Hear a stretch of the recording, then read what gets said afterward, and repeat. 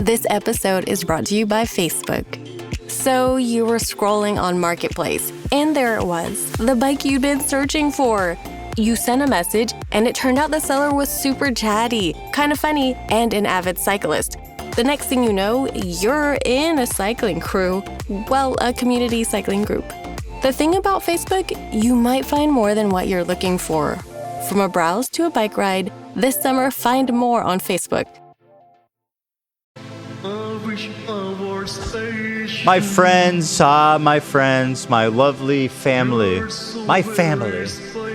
You're so very special. We are here today. It is Wednesday, January 22nd. The year 2025.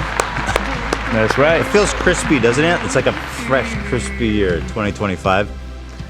Like, see, in the doc it says 24. That's not correct. Huge oversight, AB. I didn't want to let go. I just corrected it. 2025. It's been rough so far. Not a good start for you? Well, the fire. Trump. Well, Trump already won. I don't know if you know that. Yeah, but been pretty bad. Mm-hmm. For right, for specifically over the Palestine stuff, he's been even to me surprisingly aggressive. Like it's pretty insane. Let's see, the delegate he assigned to the UN says that Israel has a biblical claim to the West Bank. That's fucking insane. I did see that. That one's actually maybe the most insane. Mm-hmm. And then Trump immediately lifted a ban that Biden had on selling them 2,000-pound bombs. I don't know what a 2,000-pound bomb is or what that means, but I'm assuming. It's probably not good. It's just a big-ass bomb. Yeah, big-ass bomb. So they can buy those again. Mm-hmm. And he also apparently Netanyahu says Trump told him that whenever the hostage deal is done, that he has their full support to go full strength back against Hamas. No restraint. Yeah, that's crazy. I saw whoa. I saw a clip of Trump literally speaking so flippantly about people in Gaza. He was like, well, most of them are dead, is like what he said. I didn't see that. So nuts. Yeah. Can you link me that? Yeah. I mean, he really bamboozled I feel like the Muslim community. Although I got to say, I mean, I understand where they were coming from, hoping for a change. But man, they really got bamboozled. I heard that, he's starting mass deportations this week. Everybody's coming. Which also, if he saves TikTok, though, then I'll be okay with that. He could deport some of my You think cousins. on balance as long as that he all keeps works? TikTok around, then I'll let it fly. He also put all DEI hires on leave in the government, which I thought sounded crazy. Hold on. How do you even classify I have someone as no DUI? clue. It's not like there's like a box that they check. Exactly. It's But then horrifying. I think that must just be like a virtue signal. Like there's Maybe. I don't think he actually. Well, no, he closed the DEI offices. That's what he did. Okay. Yeah. Okay. I hope that doesn't work retroactively though. I don't backwards somehow. There's no way. It's how do they do that? They don't mark like this person was a diversity hire. That'd be crazy. Yeah, that'd be crazy. Bill That is Gates true. came. But I'm also seeing a lot of people give him credit for the ceasefire, so I don't know what's what. Why the fuck is he getting credit for the ceasefire? It happened before he even came into office. Dude, I saw Hassan doing like a fucking whole ass clip being like, he came in wearing a MAGA hat being like, Trump's the man. You pull that up too. Trump's the man. He came in and he signed he did it. It's his ceasefire. What the fuck what are you talking about? He's not even in office. I guess people are saying, oh, because he scared them. Oh, he scared them, all right. Everybody's coming. Yeah. Dan is not here today. He had some personal matters to attend to. He will be back on. Will he be back tomorrow? Yeah. Tomorrow. About the content nuke, I've spent way too much time on this to not make sure it's perfect in every way. So I've delayed the release again to next week. It's pretty much done, but I want all the time that I need to go over every minute of this nearly 2 hour long odyssey Yeah. in what's probably, no, not probably, it's my biggest project I've ever done in my long YouTube career. And I don't think you guys will be disappointed by it. So stand by and stand back and stand by, my friends. We love you. Thank You're you. very Oh, today's special. episode is sponsored by GamerSups. Did I say that? Sup, man. Sup Nation. Oh, I don't have any sups in here yet. I need sups. Sups! That's just what I do when I need more. Yeah. Me too. So, today, dude, the Baldoni thing is like the drama that keeps on giving. Oh my God. So Baldoni filed his lawsuit, and then in the filing,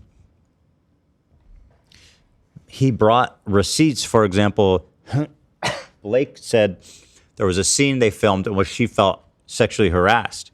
He has that scene, and he included it. We can watch that scene. Yep. In fact, in Blake's suit, she stated that it was a muted scene, so we didn't have audio of what was taking place. And she says that he said something very specific, which he does. Yes. Oh, he so was we have laughed the up. Wow.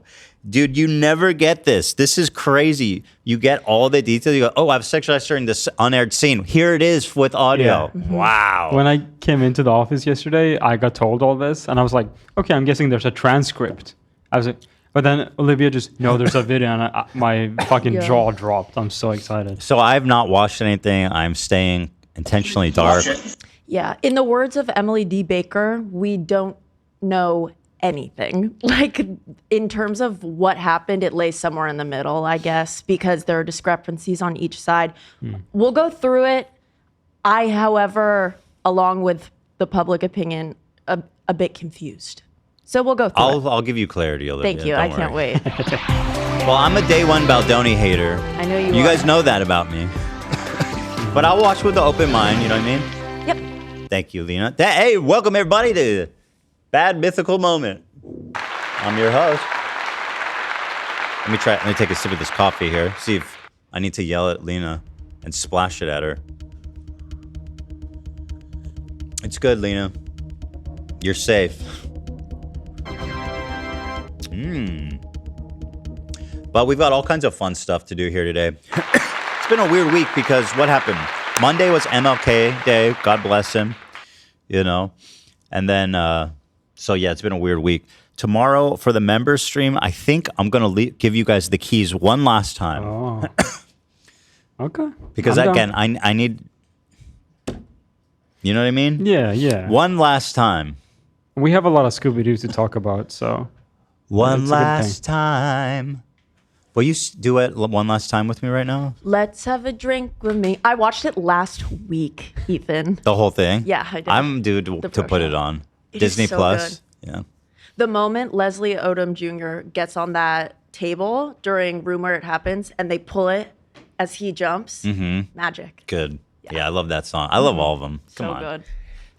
Tell me right now, though, Hamilton has better music than Wicked. No, we're still fighting about that. You think Wicked's is better? I'm genuinely like so upset, and we don't have to talk about it.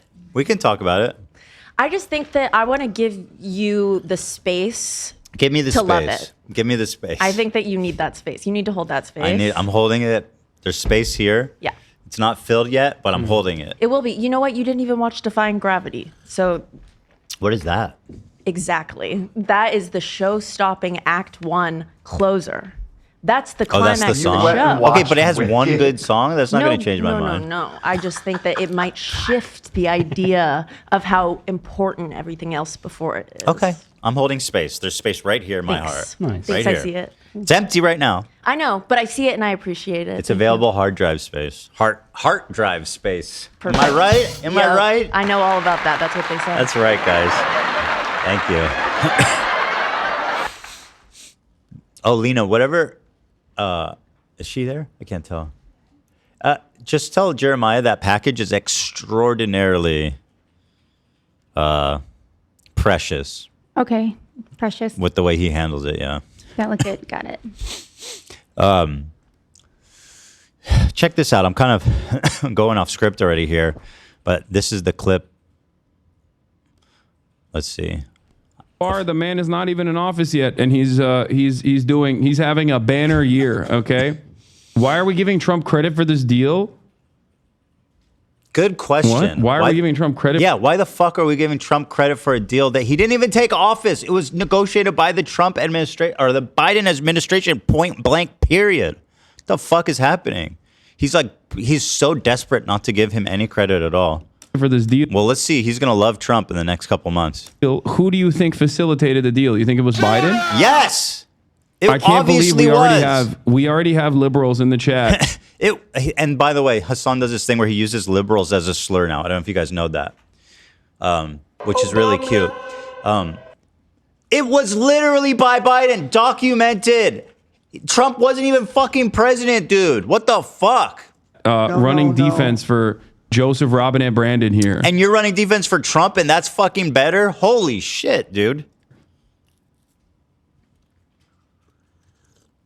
Wow, that's awesome. Okay, there's going to be a lot of back and forth today. Trump hasn't done squat.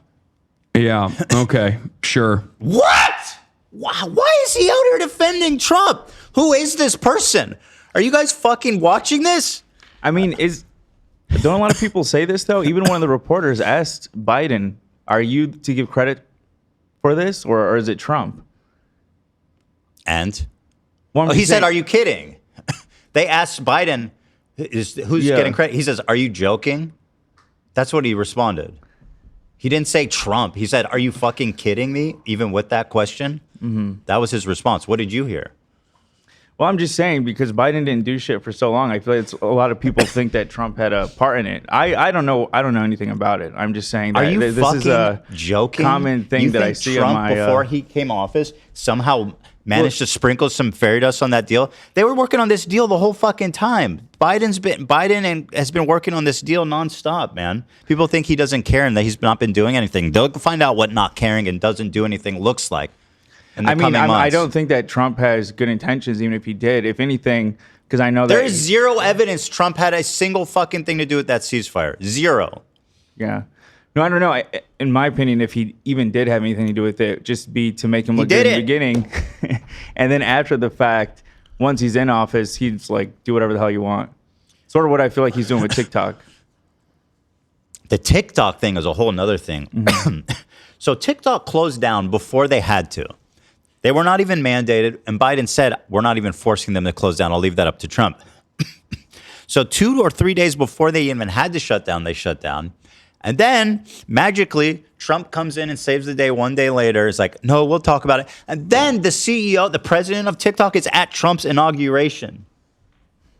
Fucking, come on, dude. This was obviously a setup. Give me a break. And then Trump's the one that fucking passed the legislation to ban TikTok. Biden had nothing to do with that. That's the biggest bamboozle of all time, dude. That was his project. That's how short-sighted the Zoomers are. They're thinking Trump. That was his project. It's like if you took a shit on someone's driveway and then they come back the next day and pick it up. They're like, that was so generous of you to pick that up. Thank you. I don't know who left that shit there. That TikTok message that they gave everyone when it came back was crazy. Thank you to Trump. My home. Thank you to the great respectful Trump. I deleted the app after that. I was like, fuck Good for this you. shit. TikTok is our home. Thank you to the great exalted king, God King, Donald Trump, who saved us from President Joe Biden. Dude, I got that message on my Swedish account, Swedish phone. I don't even know. I think they probably pushed it all over the world or some shit. Can you believe that? I mean, it's possible Trump said, hey, you got to push this all over the world. And they'd say, fuck yeah, I'll do whatever you want, bro. Yeah. I was so mad because I paid for this program to rip all of Lena's TikToks before it got deleted. And as I was doing it, it got shut down. And I was like, son of a bitch. Well, either way, you wasted the money, so. Because it's bad. Right. You know. That's fair. Yeah, I downloaded all of them by hand. Did you really? It's painful. Wow. I don't have that many. I got suckered. I paid $20 for the program, and then it only allowed 10 at a time. And Lena has 500 videos. Dude, so then I paid $25 more. Yeah. Dude, those scumbags. When I was trying to erase my Twitter for some reason, it's hard to find software to do this. But download the software, and you have to buy credit. It's not like, oh, wipe it all. I think I spent like $200. Holy shit. Because they're like, oh, okay, so you can buy like credits, and then that will last you for like 200 tweets. I had like tens of thousands of tweets because I've been on there for a fucking decade plus. That's how they get you. They're such scumbags, man.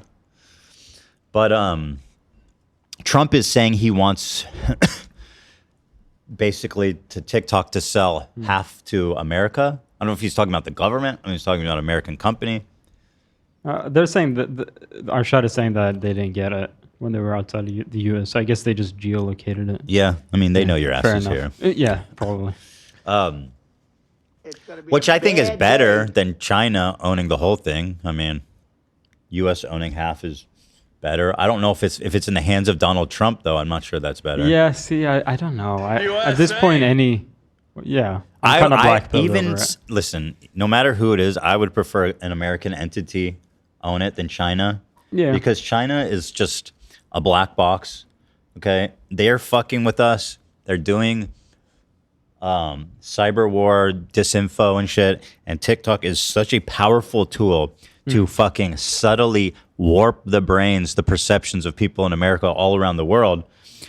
So if there's some oversight to that, it's good. Personally, I think TikTok needs to be gone. USA! Nuke it! USA! Supposedly, Mr. Beast was on a private jet to go into negotiations about buying TikTok. Give me a break. Although, fuck, I'll give it to Mr. Beast. Shit. That's our hero. I actually, you know what? Fuck it, man. I have no problem Mr. Beast owning that. Compared to Trump or China. Mr. Beast, take it over. I mean, yeah. He just wants to make money. He doesn't want to, like, as far as I can tell, like, do misinfo and shit. But anyway, here's Trump's #1 soldier, Hassan Piker.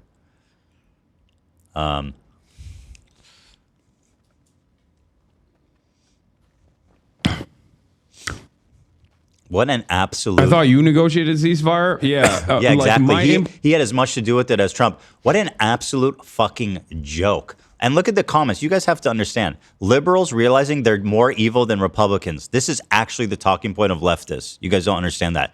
Liberals are Nazis. That's not even a fucking exaggeration. They're psychotic, these people. Put on the negotiations of the ceasefire is the same as Anthony Blinken's.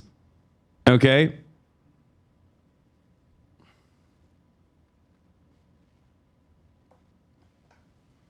Anyway, what can you say? Apparently he came on with a MAGA hat. Let me see. Skip forward. Yeah, I know. He said all that stuff too. All right, whatever. So there it is. There it is, guys. Shout out, huh?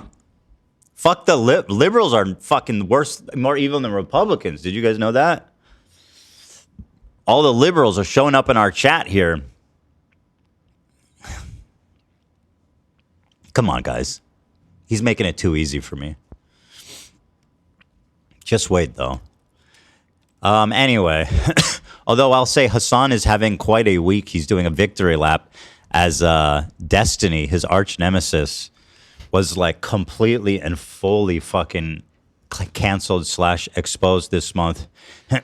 He seemed like someone who could like sail through any cancellation because he's like edgy and he doesn't give a fuck and his fans don't give a fuck.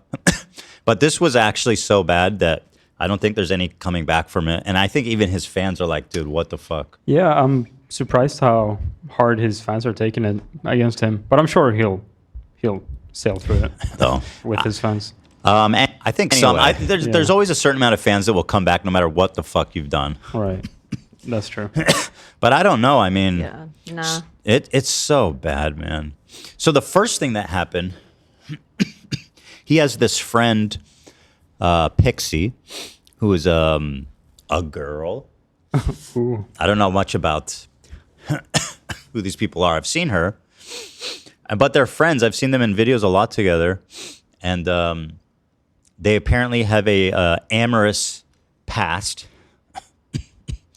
And he has a penchant for filming himself doing sexual acts with people, which is already a pretty big red flag, guys. Let's not do that. I mean, Definitely listen. not. You can. There's nothing wrong with filming yourselves, okay? If that's what y'all want to do, but let's just be careful. Let's not do what Destiny did, which is apparently sending the video without the permission of the recipient to other people to jerk off to it with him. I presume that's the. I think it was said that it was to try and impress another party. So it was like apparently a 19-year-old girl he was sending these to. Yeah.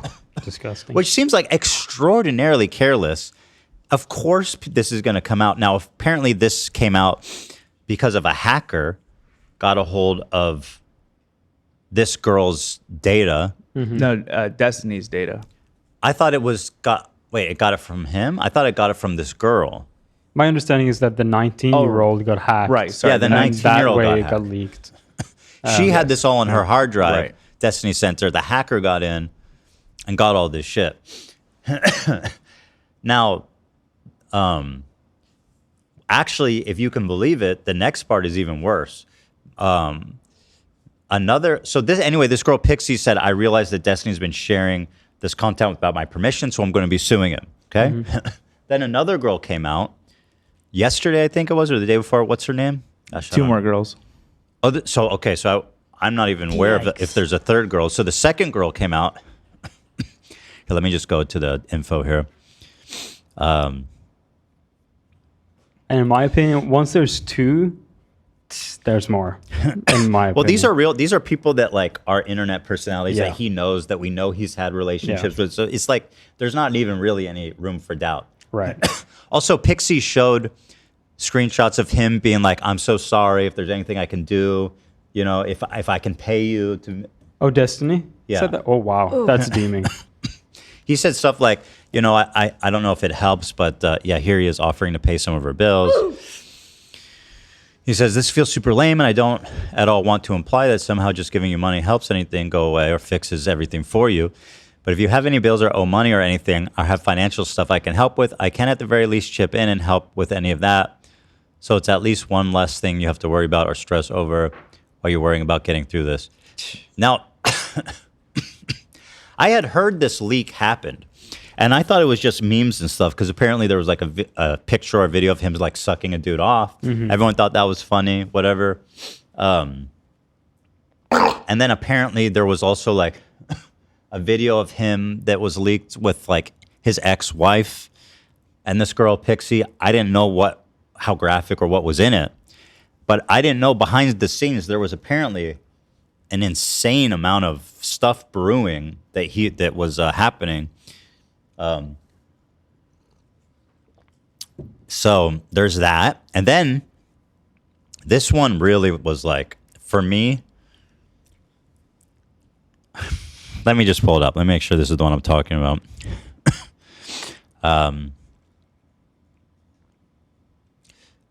Wait, so this is his, hold on.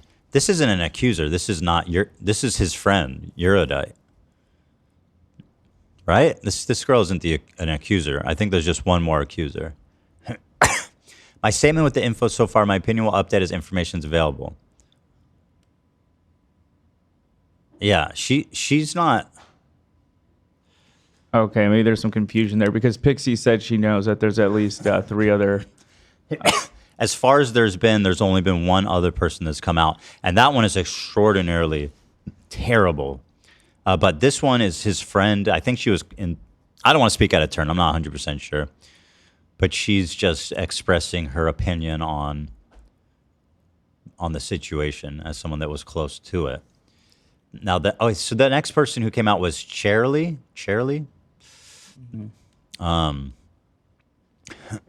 And here's her statement, which kind of left my jaw on the floor a little bit. So she says, Destiny has blocked me and banned me, and people supporting me from his community. I've not done anything besides ask him for an explanation. As I was assured, this is something he didn't do to me. This didn't do to me sharing videos of them with other people.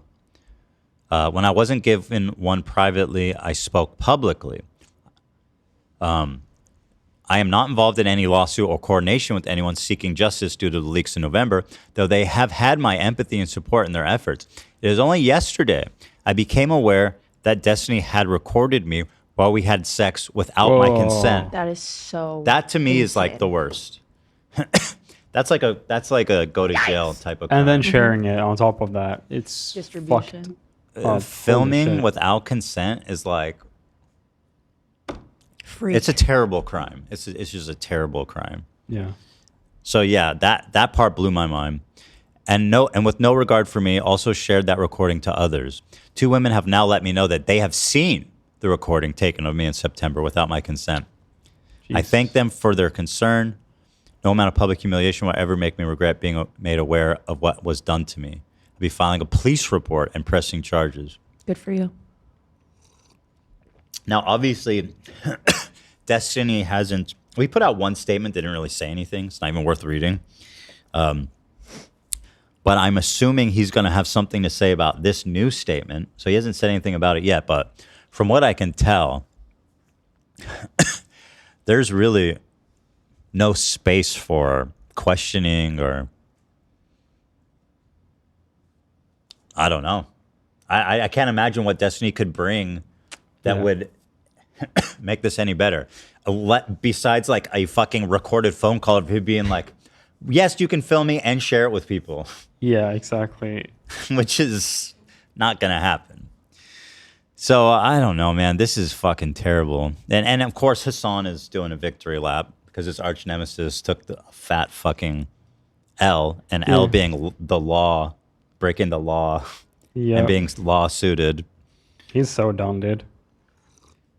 Because all these girls gonna try to sue him, and like it seems like they have good fucking evidence too. Yo, forget being sued. That's a fucking serious crime. Yeah. Oh, that true. It'll be a criminal police thing report. too. That's, I'd be way more worried about the police. Yeah.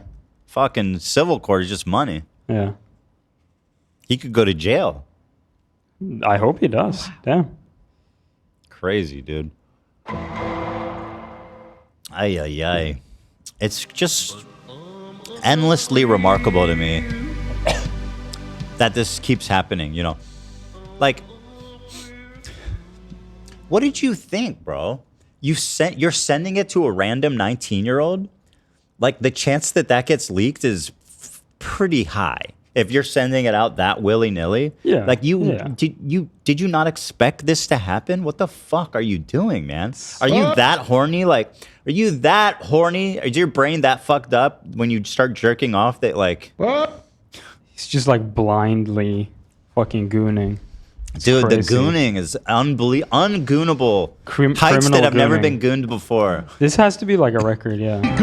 Okay, so I'm sorry for the misunderstanding. I was reading it more. So there wasn't a second accuser. His previous allegations were brought up of his ex-wife confirming revenge porn rumors that were done to her without her consent, she said. Oh. That's what it was. Right. Yay, man. This situation reads to me like a guy who's gotten away with being a predator for a really long time, and now everything is catching up to him. And I hope that if more people come out, they feel empowered too. I mean, there's already enough, you know? Right? I hope there aren't more. Yeah. I hope everyone feels supported. I hope so too, yeah. Yeah, a lot of the times when shit like this comes out, it just, you just go, how the fuck do you think you would come away with this? But it's like with power, with like doing even all the power and coercion slight in the world. creep a little bit every time. Yeah. Even with all the power and coercion in the world, it's like you can't keep a fucking random 19-year-old from getting hacked. You know what I mean? Yeah. There's a lot of people that hate Destiny, you know? Yeah. Fuck me, man. Holy shit.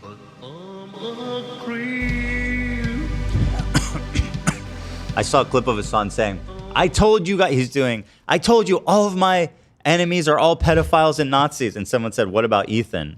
And he goes, Ethan's in a league of his own. I don't know exactly what he said, but I said, okay. At least I'm not a pedophile or a Nazi. It could be worse than that. That is pretty good. He's like, he's in a league of his own. He's Jewish.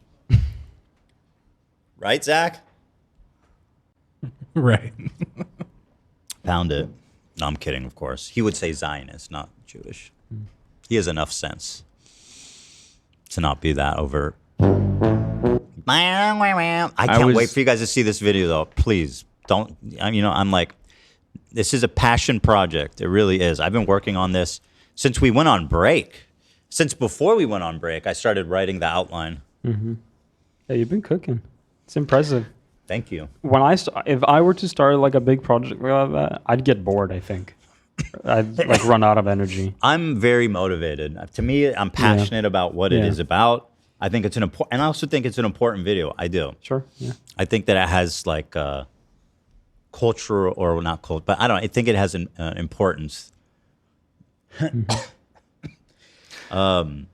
Very important. So yeah, I've been motivated, and like every spare minute I've had has been just chipping away at this thing. When I look at the sequence now, I'm kind of like, wow, how did I do this? Because it's like, an hour 40 minutes long of and extremely highly edited. Like this whole hour, 2-hour saga is as edited as any H3 video that I've made before. So it has the same amount of care and attention. It's just 2 hours long. Hassan at the inauguration. Wow. Hassan was at the Trump inaug. Don't you think that's taking a little too far? Is that Olivia Jade? Or not? I think that's just some random girl that looks like her. Yeah, that's, tone it down there, Hassan, a little bit, okay? We also have here, here is Trump signing the executive orders with all of his co-conspirators. These are all of his advisors. Why can't I zoom out? I guess this is it. Wow, he has Little Nas X is on it. No, that's XXX. Oh, yeah. Oh, yeah. I mean, the X is everywhere. The X is here, there. I can't mixing up all these X artists. Or X artists. That's my favorite. Shout out to the tenacious Tenacion. The craziest part about him like signing all that shit in the press conference from the Oval Office was someone asked him, he's like, did Biden write you a letter? And it was in the Resolute desk. And he's like, oh, there it is. It probably would have been here for years. Oh, my gosh. It was fucking nuts, dude. Biden was a class act. I'll tell you, when Trump was coming up, he welcomed him. He said, welcome home. The guy's got class. Yeah. He's a presidential dude. He's spent his entire life in service to this country. Like, people's efforts to smear him because he wasn't like anti-genocide enough is just, there's only he did a lot. He cared. He had his foot on the levers. You guys don't understand that. And you'll see, like I said, in the coming months, what it looks like without your foot on that pedal. Coach. Fuck Joe Biden. Respectfully. That's fine. I personally think he was actually a really good president. I think on the pretty whole. soon he go to hell. But he's definitely going to die pretty soon. That's for sure. Oh, yeah. That man is not long for this earth. Come on. I think he like, the Gaza issue aside, he did a lot of really great policies internally. Okay. He was very pro-union, more than any president ever. That's nice. I think a lot of people that are I'm not the big, trust me, someone said Ethan's the biggest Biden glazer. I'm not the biggest Biden glazer. I'm just saying I don't think he needs to be like completely fucking shit on as he's on his way out and acting like Trump is like the new great guy in town who's gonna fix everything. Trump too. Yeah, no, definitely fuck Trump. I like my coffee dark. You have the morals of an alley cat. It feels like we've been on the first gear with Biden, like just going slowly forward, but now we're like now we're backing up with Trump. Oh yeah, so it's gonna feel like we drove fast before. We're going backwards full speed, man. Yeah, dude, when he was like just signing these to remove these past rules, everyone was just cheering, and I was thinking, you have no fucking clue what he's signing, first of all. Yeah, I mean, a lot of the stuff he signed doesn't even make sense. I'm trying to think. There was someone says ever. I'm pretty sure Biden was the most pro-union president ever in terms of what he did. And of course, listen, I understand the criticism for him, but people who are just like, I I disagree. That's it. I understand the position. I'm not going to say you're wrong, or I'm not going to. I'm not going to say it is, in my opinion, wrong. But I'm just going to say, if you want to say fuck Biden, like that's a defendable position. I understand where you're coming from, right? Specifically, I'm assuming you say that because of the war. Yeah. Oh, yeah. So Genocide Joe. That's what they call him. They call him what?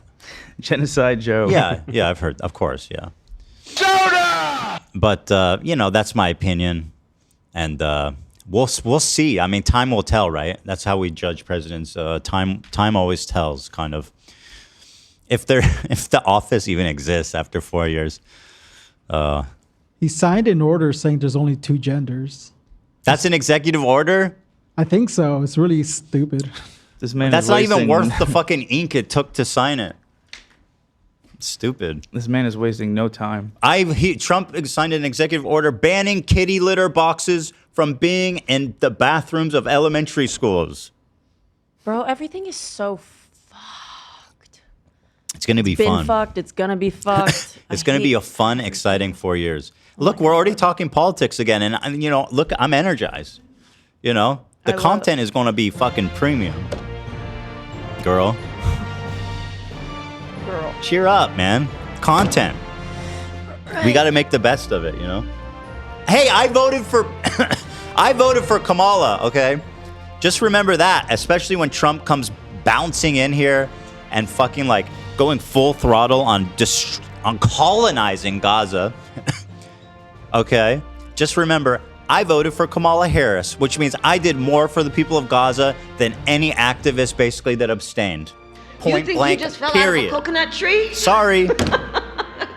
You think I just fell out of a coconut tree? Just saying.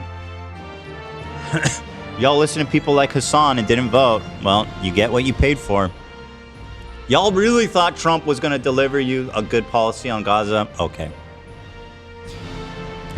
You really don't think that Kamala Harris would be better on Gaza than Biden? Okay. Nice one, guys. I think people just felt so hopeless, you know? It was like an entire year. And a lot of people have people they know over there. So it's like, this is your family that you're trying to protect. You know what I mean? So I think because it's so personal for people, it's just like, if Biden's not doing it, maybe Trump will do it. Maybe they'll save my family. You know what I mean? They don't realize what Biden's been doing and how little less could be done. Mm-hmm. Or actually even the opposite, not less to be done, more could be done to empower Israel, or Netanyahu, I should say specifically, his war cabinet. You know what I mean? Like, come on. We'll see, though. We'll see. Yeah. That's why politics are so crazy. It is. It's American politics just continues to... It feels like it. I don't know. Maybe it's always been like this, but it's just because we're grown-ups and now we're following and care about it more. But it feels more fucked up than ever. And at least in 4 years, we'll have 2 new candidates. And hopefully they're all under the age of, let's say 70. No. They can't be under 70. Please let them both be under the age of 70. How could I trust them? I'd kill for a 65-year-old president. Me too, right?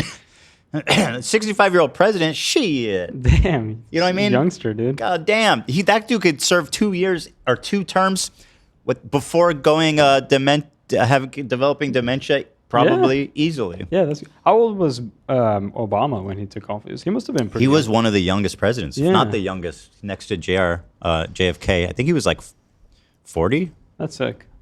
How old was Obama? I feel like people connected with him a lot. 47. Just because of that. That's sick. 47 is not that young. I mean, that's a good prime age. You've lived a lot of life. You're mature. You've developed as a person. 47 is a great age to be president. Yeah. After that, it goes downhill. Yeah, I don't know why all of our presidents have to be so fucking old, man. You know what they need? They need some gamer subs to wake them up. So fucking true, AB. That's such a good point. 10 youngest presidents. I'm just curious. I want to look at this real fast. You're so right about that, though, AB. Mm-hmm. Millard, Fillmore, whatever. 50, who cares, dumbass. Polk, who cares, idiot. I need to. God damn it! All these news sites have just turned to shit too. They're like, you have to sign in to read this dumb fucking article. Holy shit! What happened to the internet, man? It's Trump's fault. Yeah. Who we blaming for that? Okay, whatever. This list sucks. Dude, I always feel like if Bernie became president, that would have been fucking goated. I voted for Bernie. I voted for Bernie. He was super close, honestly. When it's a shame, dude. But I mean, Joe Biden did what he couldn't. Yeah. Joe Biden was the guy who took Trump out of power. He did this speech about like oligarchy and how the big tech is taking over, and it was so fucking powerful.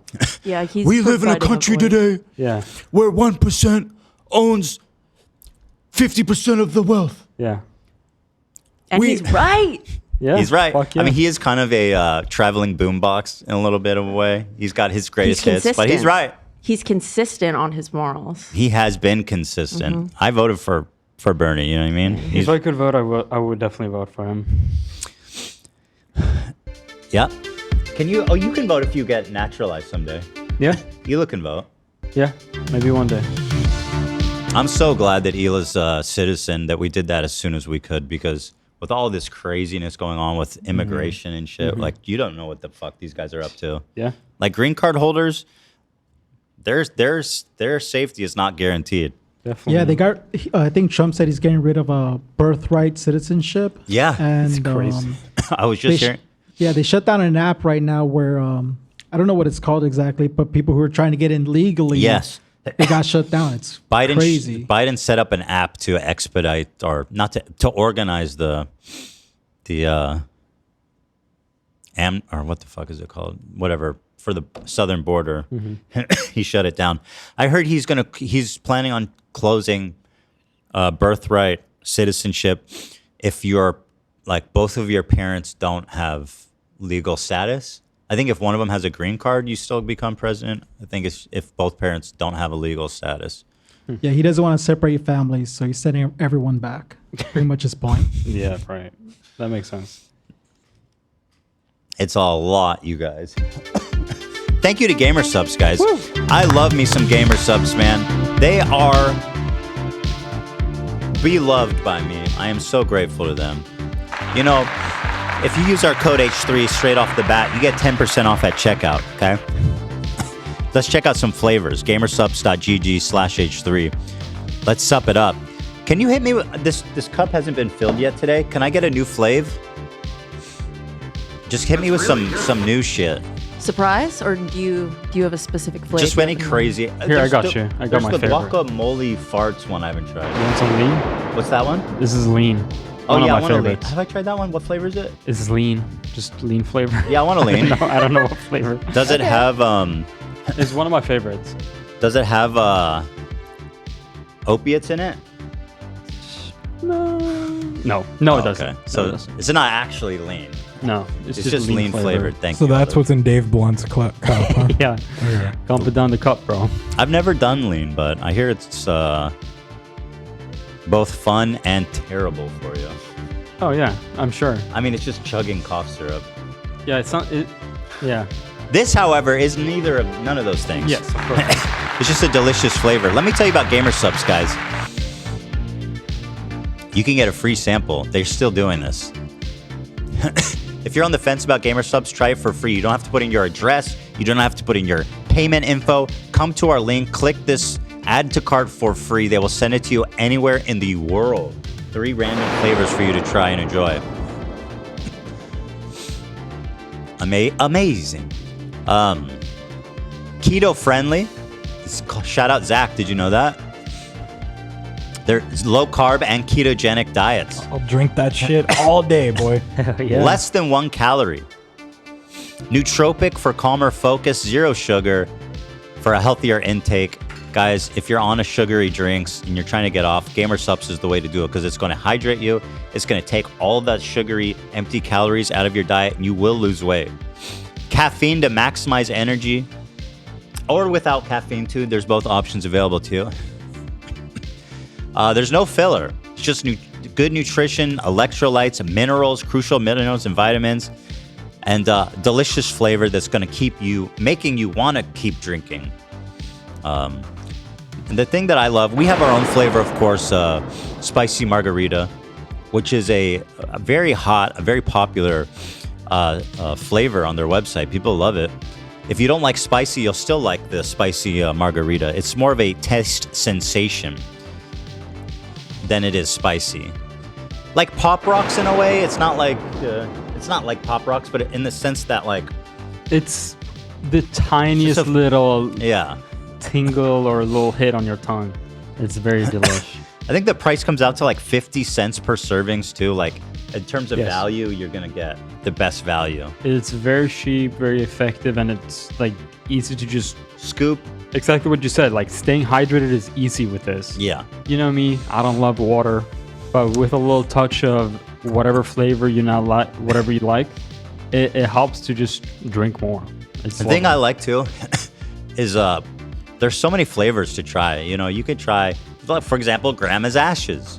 Yeah. Brand Risk flavor, Copium, Nuclear Bombsicle, Grandpa's Ashes. They also have ones that actually tell you what it is. But people, here's ours, Sigma Brain. Ours doesn't tell you what it is either. People love that for some reason. Titty milk. I need to try me some titty milk. That one up to the right, if you scroll up to one more, there's Soda Poppins flavor on the right there. Soda pressed pear. Despair. Despair. Pear. Oh, but it's pear, so it's in the title. That's clever. It's really delicious. It's really good. But here they tell you what flavors these are. Black cherry, fruit punch, dragon fruit punch, lemon, limeade, lemonade. Yeah, give it a shot. You guys are going to love it, I promise. And you can try it for free otherwise, but they're a great supporter of ours, and I hope you guys consider supporting them at gamersubs.gg/H3. Use our code H3 anytime for 10% off at checkout. Thank you to our partners at Gamersubs. We love you. Thank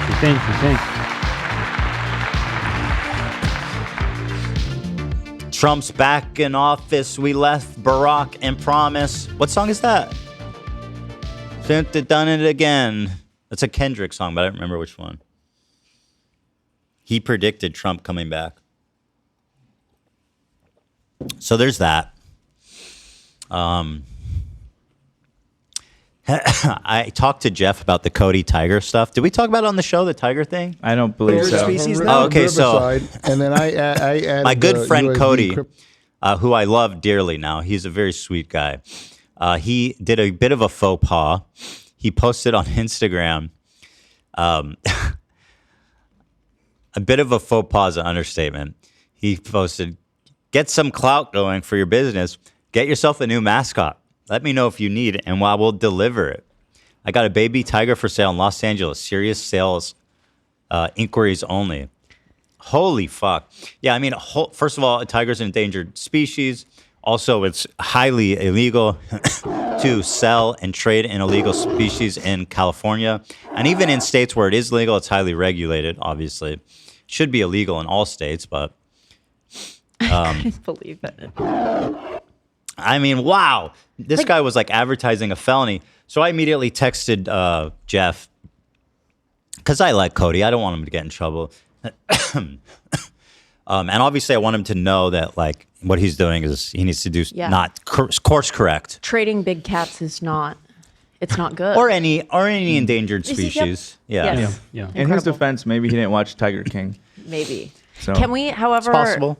Talk about how cute the binky and the tiger's mouth is? Well, I did ask him how much though. I was just like, just to know. You know. And what'd he say? So anyway, what happened is he says he doesn't actually have the baby. Thank God. Thank God. It was someone else he knows post that he, I guess, reposting for them. So I was like, okay, thank God he doesn't have a fucking baby tiger with him, because people were calling the LAPD and reporting him, which is honestly like, you know, like he did that shit. Thank you, Liam. What flavor is this? Lean. Oh, lean. Thank you. Let me hit this. Yeah. Let me know what you think. It's pretty good, right? Bro, can't put down the cup, bro. What flavor is that? I'm trying to discern the flavor. Well, they usually do write it in the description if you guys are curious. That's super good. It's a little tangy. Yes. It has some citrus. You know, it might And not what- say. Yeah, I don't. It's very good. Usually it doesn't say on the bottle, but if you go to the website and read the description, it'll say. That's delicious. Great. Love that. But anyway, Jeff talked about it on his show with Cody. Species now? Riverside, and then I added the USD crypto, but it had nothing to do with I get a this. call from Ethan Klein this morning. Yo, Cody's walling out. Zempic shit's funny, but he can't be flipping endangered species. People are calling the cops. Pull up the Reddit link. There's a Reddit link that has now gone out, and it's on Jeff Wittick's Reddit. It's not Cody's my Reddit. God, wait. Jeff Wittick's. Cody, didn't he just get his record expunged? Yeah. Yes. That's so funny. He's such a funny guy. I mean, and like I think So reckless. he's goofy, right? He is genuinely a very sweet guy. For example, is. when I was on Jeff's show, he went and bought me a soda.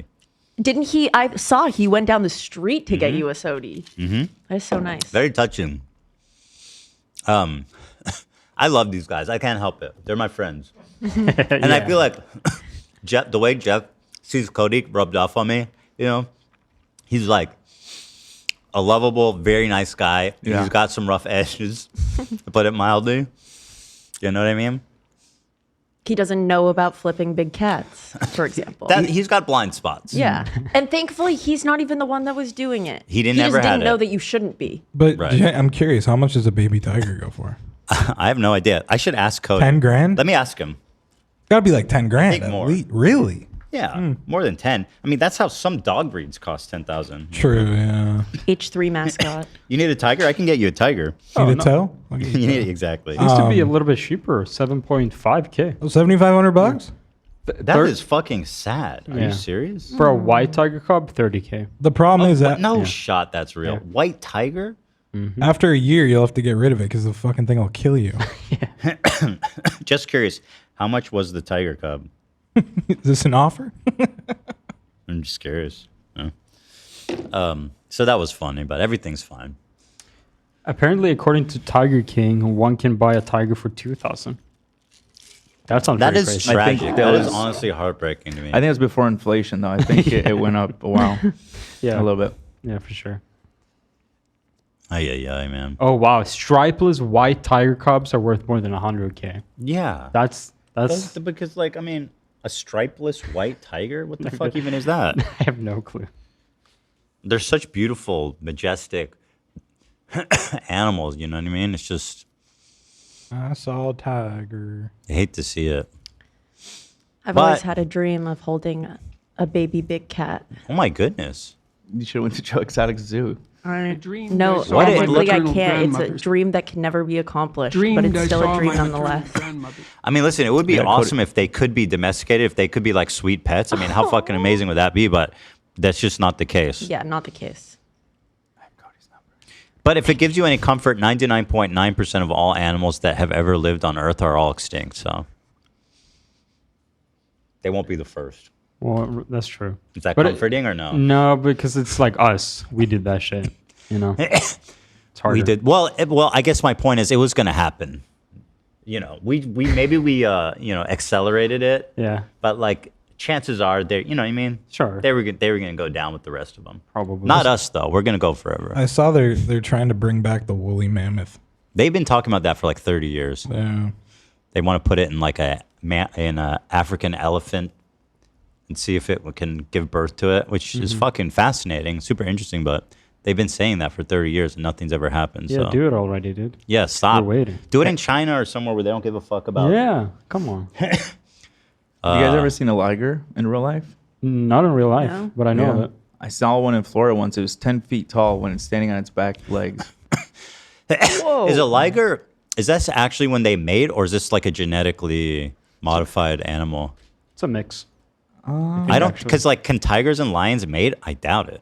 Liger's the offspring of a male lion and a female tiger. Yeah. Oh my god, they do mate. That's so cute. That's like how humans became. Literally. Humans came from like Neanderthals and Cro-Magnons or some other humanoid early species mating.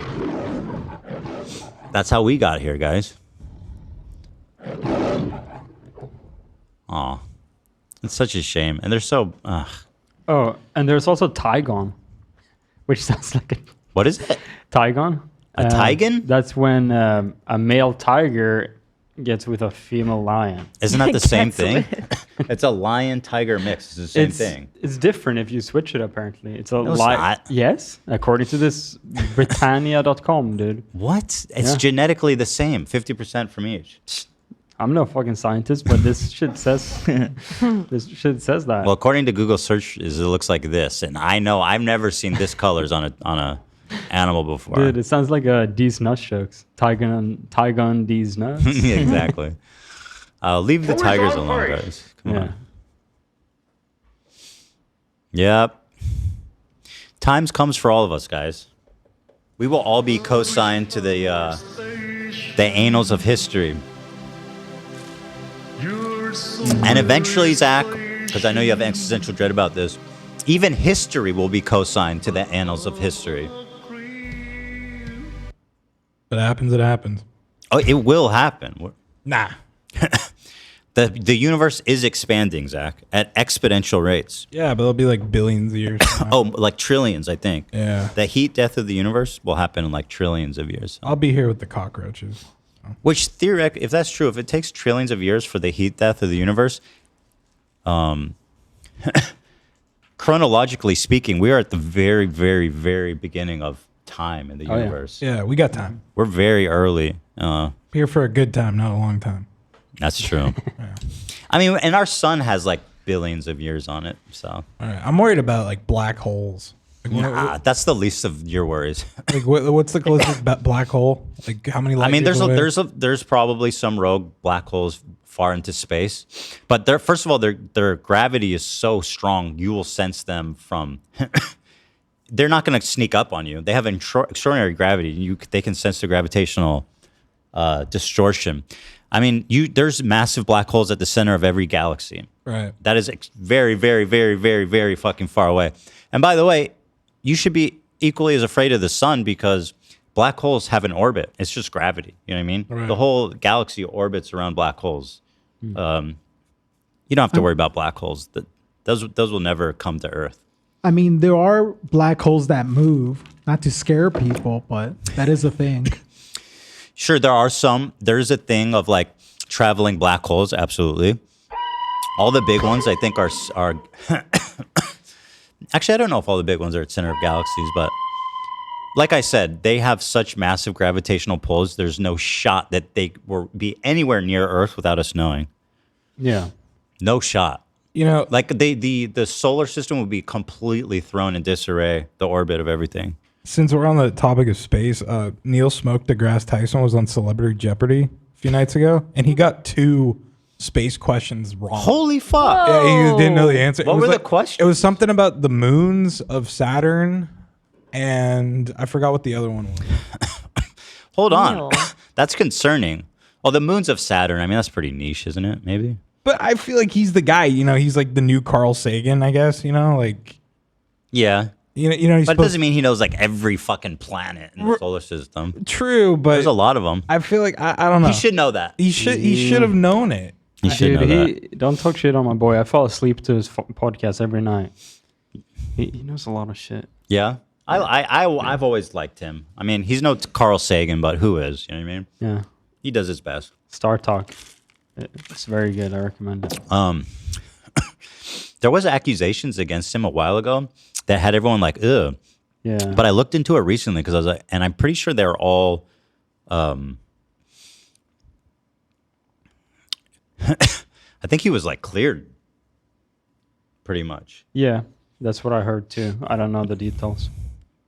You know?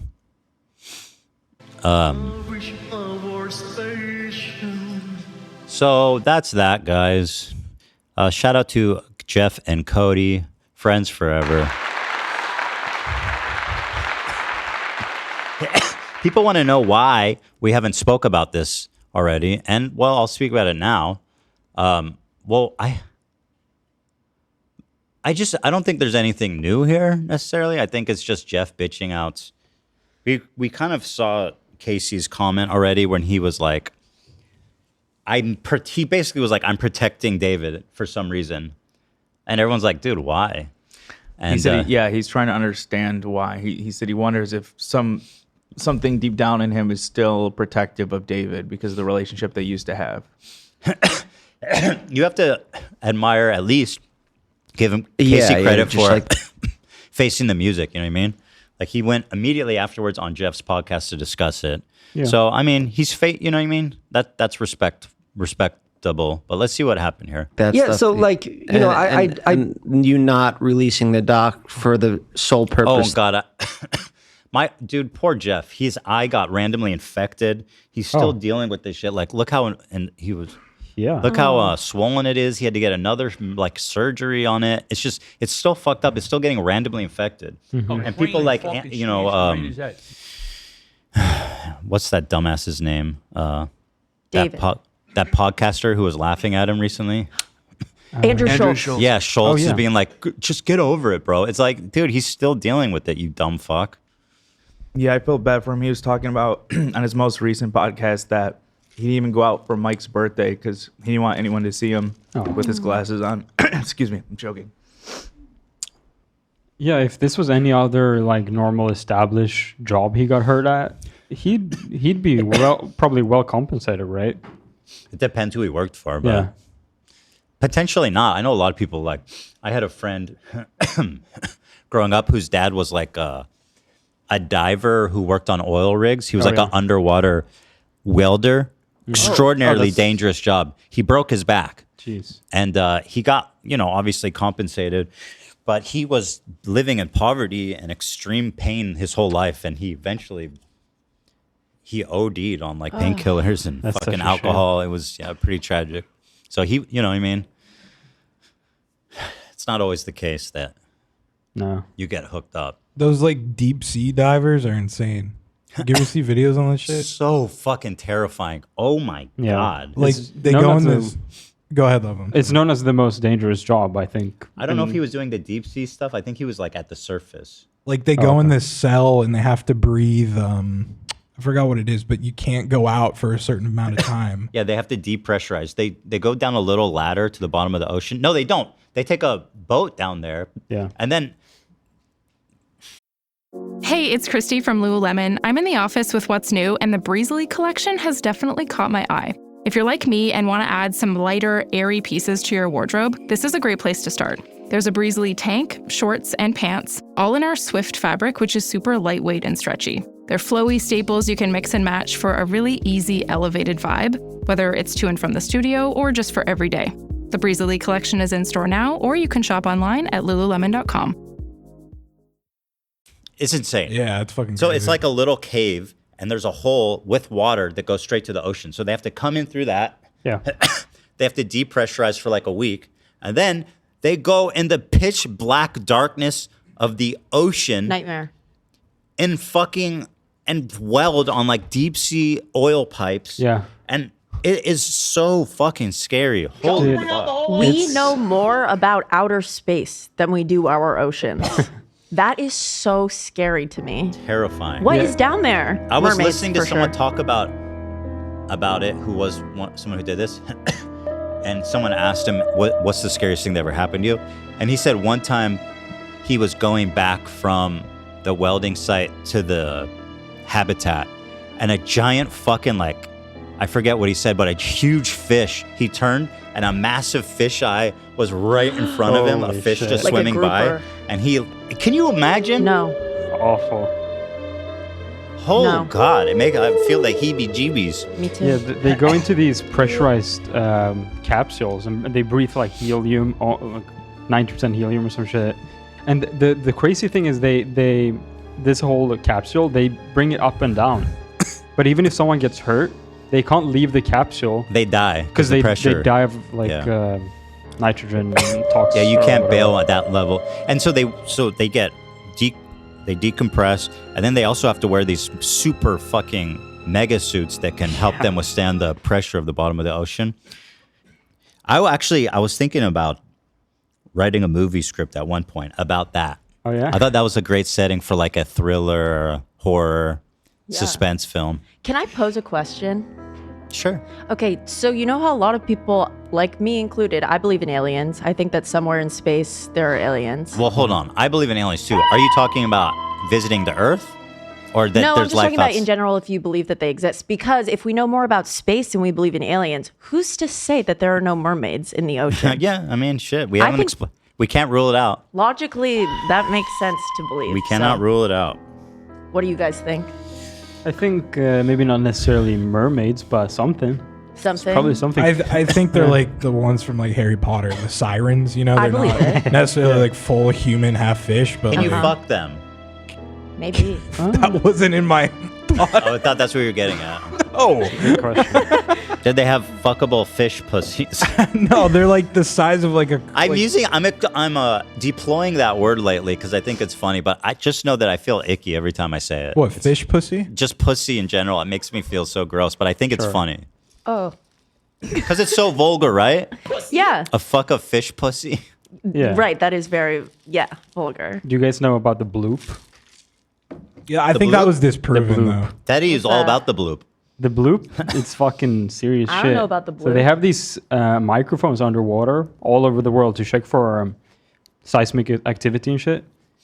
There was a big sound that they call the bloop that was heard between two mics, which means something really fucking big made that sound, and they think it's a big ass fucking bloop fish. No, it was definitely just like seismic activity. I think it was disproven, love. Yeah, it was definitely. I want to believe in that too, but I unfortunately. I don't believe the scientists. They're hiding the bloop from us. They're the ones that told us, but they're hiding the truth. Yeah, It's so scary. Here, you can Google hear the the bloop- sound. You want to hear the sound? Yeah, let's listen to the bloop. I promise it's not scary. It's just seismic activity. It's kind of scary though. The image of it was really. Here it is. Listen closely.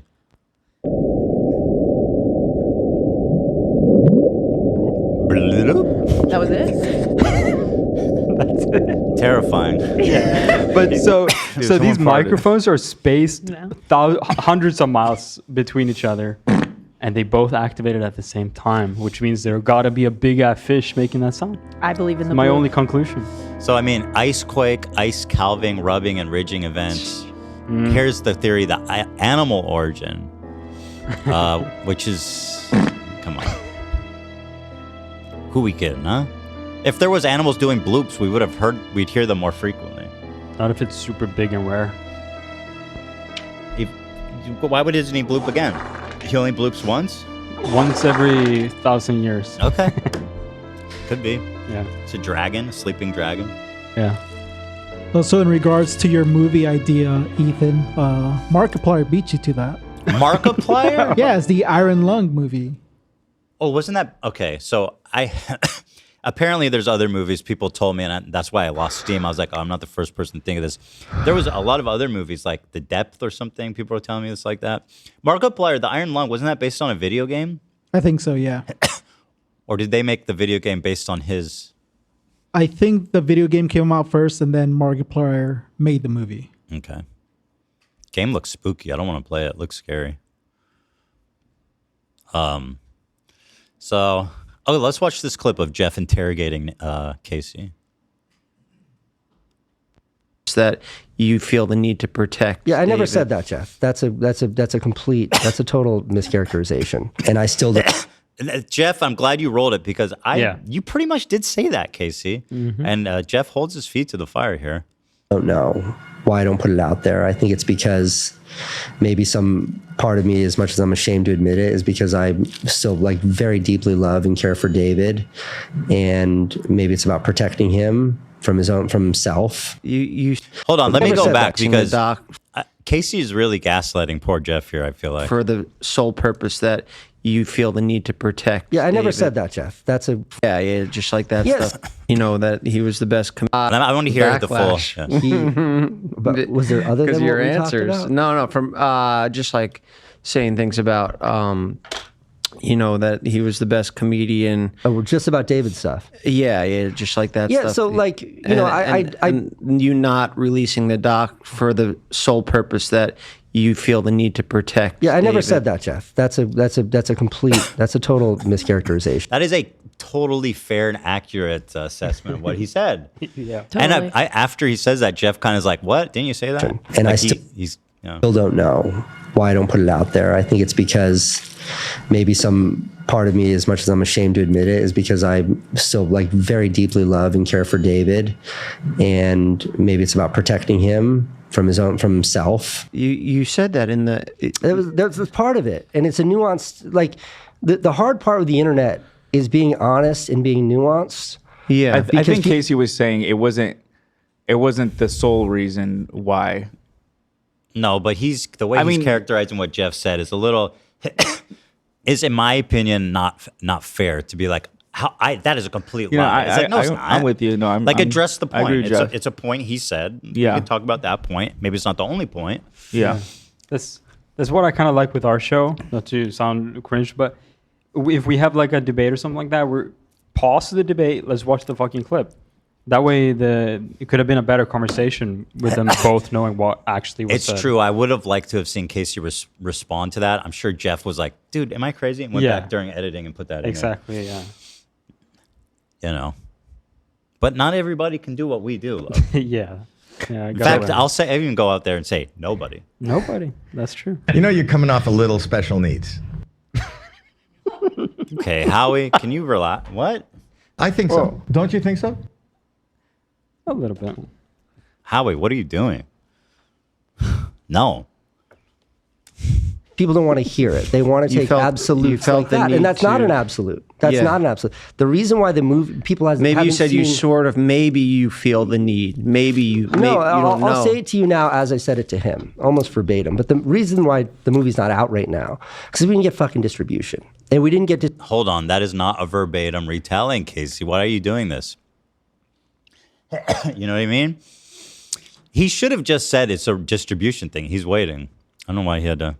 The thing is also, he's like, I've been vulnerable and honest, which again, I respect that he is doing that. But it doesn't mean that you're also get to avoid any of the accountability for said honesty. You know what I mean? Mm-hmm. Overall, I still think I like Casey. I think he's a good guy. But, you know, I'm just speaking facts here. Don't burn that bridge yet until I meet him. No, I won't burn the bridge. Thank you. Yeah, Casey, hold on to that for a while. Me and Casey are dogs. We text. Yeah, I got you that birthday. That was still the nicest gift anyone's ever got me. Really? Lena was crying. Oh my goodness. Oh my God. Because she knows, like, train track. Me and Casey. Who do you kill? Be totally on. You can kill me. It's totally fine. When I was just fans of you guys, or now just knowing? Fans. Just fans. Oh, just fans. Job aside. Just fans, Casey. Okay. But now knowing you. No, well, sure. Yeah. There's a lot more at stake. But just fans. Okay. Wow. How's that feel? You're dead in one hypothetical. Listen, Casey's an extremely accomplished and innovative creator. You're being humble about that. That's good. Casey, I watched to learn. To you, I watched you for entertainment. Like, I learned a lot about filmmaking from him. Yeah. I will remember that during the next review, but kidding, of course. We love Casey. Mm-hmm. Reasons, most of them bullshit, and it sucks, but we didn't get distribution. And to underscore the effort with which I put into distribution, like, we premiered at the biggest... What's with the Kool-Aid gum? Is somebody advertising No, Kool-Aid? so Jeff gave him Kool-Aid. He said, I got you this gift since you're still drinking the David Kool-Aid. Oh, that's funny. Okay. That's awesome. Nicely done. We like that. Film festival in North America. Mm-hmm. Like, it played 6... Someone said there's a huge ego coming off Casey. For sure. Casey has a huge ego. There's no question about it. But he's also accomplished a lot. So, like, it's not completely unwarranted, but I also think he's being overly defensive here. I do want to say also, Jeff is very open about Casey being a big inspiration to him and him learning a lot from Casey as well. So I commend Jeff for being so upfront about all this to someone he looks up to. Yeah, it's nice. Yeah. I think Casey, to speak nicely of him, is very generous with the way that he outreaches and helps other creators and stuff. So, you know, it is what it is. Times at that film festival. Yeah. It was reviewed by every industry magazine, every industry website out there. I think we had 25 reviews, most of them positive, most of them negative on David. But we did everything we could to get that movie out there. I hired a public relations company to get us lots of press and a sales company to sell the movie. And another important distinction here is that, like, I had myriad opportunity to take on funding for this movie. I never did. every aspect of this movie was paid out of my pocket. Yeah, I know. And that was something I did to protect the integrity of the film because I never wanted to answer to anyone. Of course. So why isn't the movie out there today? It's because we didn't get fucking distribution. And that's frustrating for me. But it still leaves this big fat question of why isn't it on the You feel like internet? it's like a failure? Yeah, I mean, like there's a part of me that thinks that. Do you feel like I had a part in that because I put out mine and kind of told the story? No, I don't think that's the case at all. I told my story. I But didn't really you tell doing the that real was part. definitely contributed to my motivation of not having this be on YouTube. And I still stand by Wait, that. what? He's like, oh, because he doesn't want to like compete with it. I guess I don't know. I don't even. Not sure what he means by that. Why it's not on YouTube today? I Fuck think that, me, they age restricted it all. I couldn't even show my own face. well, that would be a that's part of crazy. it, but it's less practical for me and more just like, I think when people consume on YouTube. Well, I don't know if Casey's ever going to be able to sell that, especially considering like the longer it goes, the less relevant it becomes. You know, and it's kind of old news. I mean, I think he's just got to put it up on YouTube, man. Yeah. I think right now is the perfect time. He's coming back. Yeah, Yeah. because David Yeah. just came back. So a reminder of why he left in the first place wouldn't Like be who's bad. going to want to buy something about like an incident that happened like 5-6 years ago? Me. Whoa. Netflix. I think if he really tried, maybe this is a super strong opinion, but if he really tried to sell it, was the price too high? Did he try to just put the price too high? Because that would have sold back then. I feel like it was so popular. I feel like a lot of these traditional media companies just don't understand the relevance of it. Well, they've also been burned by YouTubers. I think a lot of them are like, fuck working with YouTubers, period. I don't give a fuck what they've got. That's kind of, yeah, because they gave Colleen like so much to work with. She had a comedy special on Netflix, As Miranda Sings, and then she also had 2-season series show. Lily So it's like- Singh's got a show that Yep. was like an absolute So it's not like they ratings don't know. disaster. But Casey wasn't a part of this, right? Or like he didn't talk, or did he? Am I wrong? He didn't really see him produced- using the. He narrates some parts. I just of it. narrates. Yeah. I may or may not have seen a leaked version. I realize I just. Where? Wait, where did you? I when was did you- looking for did one. I mean, I saw it, but is there a leaked version online you can watch? No, I dreamt it. I know. I think he said it in I this don't think interview. it doesn't matter. You can say you watched it. He sent it to me. I mean, I watched it. I've been looking But where- for it. I was looking through Ethan's window. oh, okay, that makes sense. So, what did you think of it? I thought it was interesting, and I feel like a big reason why he's so hesitant about like he wants it to be released properly is because he put so much into it. Because I think moving out here, he thought David and that whole crew were going to be like his content creation gang out here. Yeah. And then things went south with this documentary, and I don't know, maybe that even contributed to him moving back. I think he probably just hated. I think he. I mean, no, I know he missed New York He a had lot, like, but they got a house near like Venice Beach. Yeah. And he said like at night, like, because there's a whole bunch of like transient ruffians around there, especially at night. It's very scary. It turns into like an alleyway from Gotham City where they've got like fire and barrels and shit. Like that's so what it's like down scary. there. I went there once when we first moved here, and I was terrified. Yeah, you it's funny because during the day it's like this beautiful tourist area, amazing. Yeah. But once sunset comes, bro, you need to scurry. I won't go to Venice anymore. I just won't. Living here long enough, I just can't deal with it anymore. During the day, it's nice. Nah, it's fine. dude. I saw the devil there, and I'm Jewish. You saw oh, is that where you saw someone sig heiling?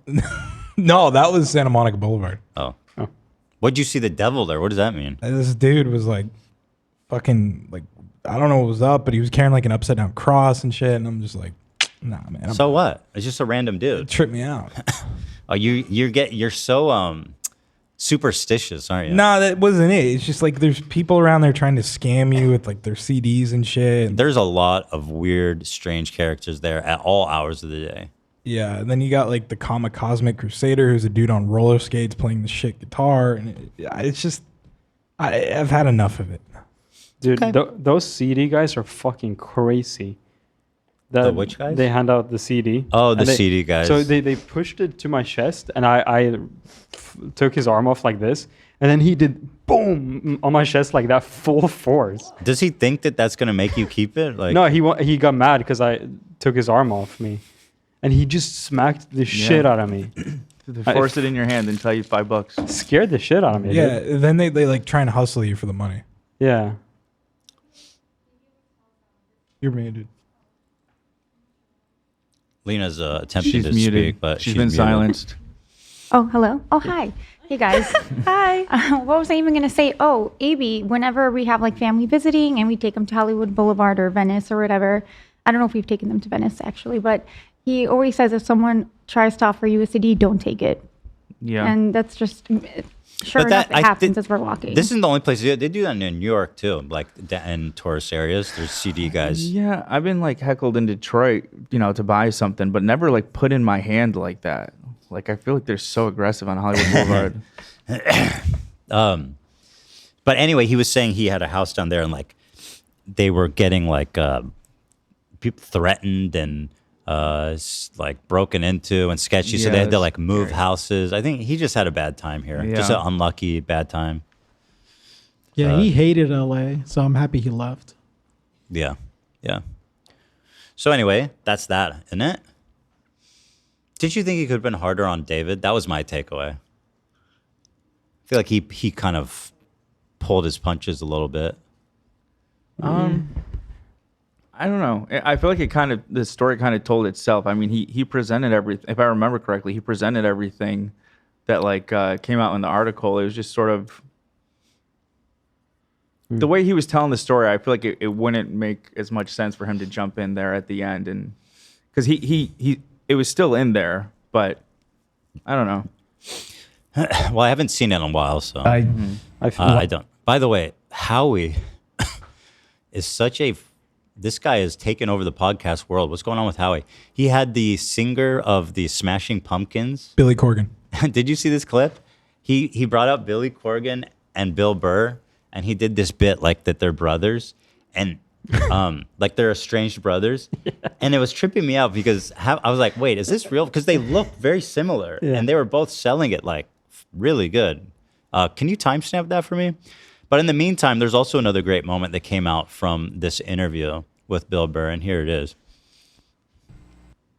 I watch old movies because I like looking at the cars. I like looking at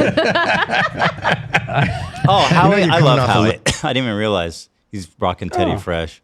Such a great guy. Oh yeah. And is that a burger and resin in front of him? Hold the phone. Is that looks more like Jell-O. What the fuck? Yeah, that's okay. Okay, Howie. Get inspired, but you know what I mean? Yeah.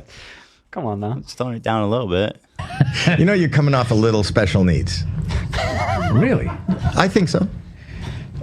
Don't you think so? Thing to say. I just think everyone was just funny how Bill was so flabbergasted by that comment. So apparently they were going back and forth the whole time, and people were actually feeling bad for Howie because Bill was going super hard on him apparently leading up to it. I haven't seen the whole thing. But man, it was funny. Watch old movies because I like looking at the cars.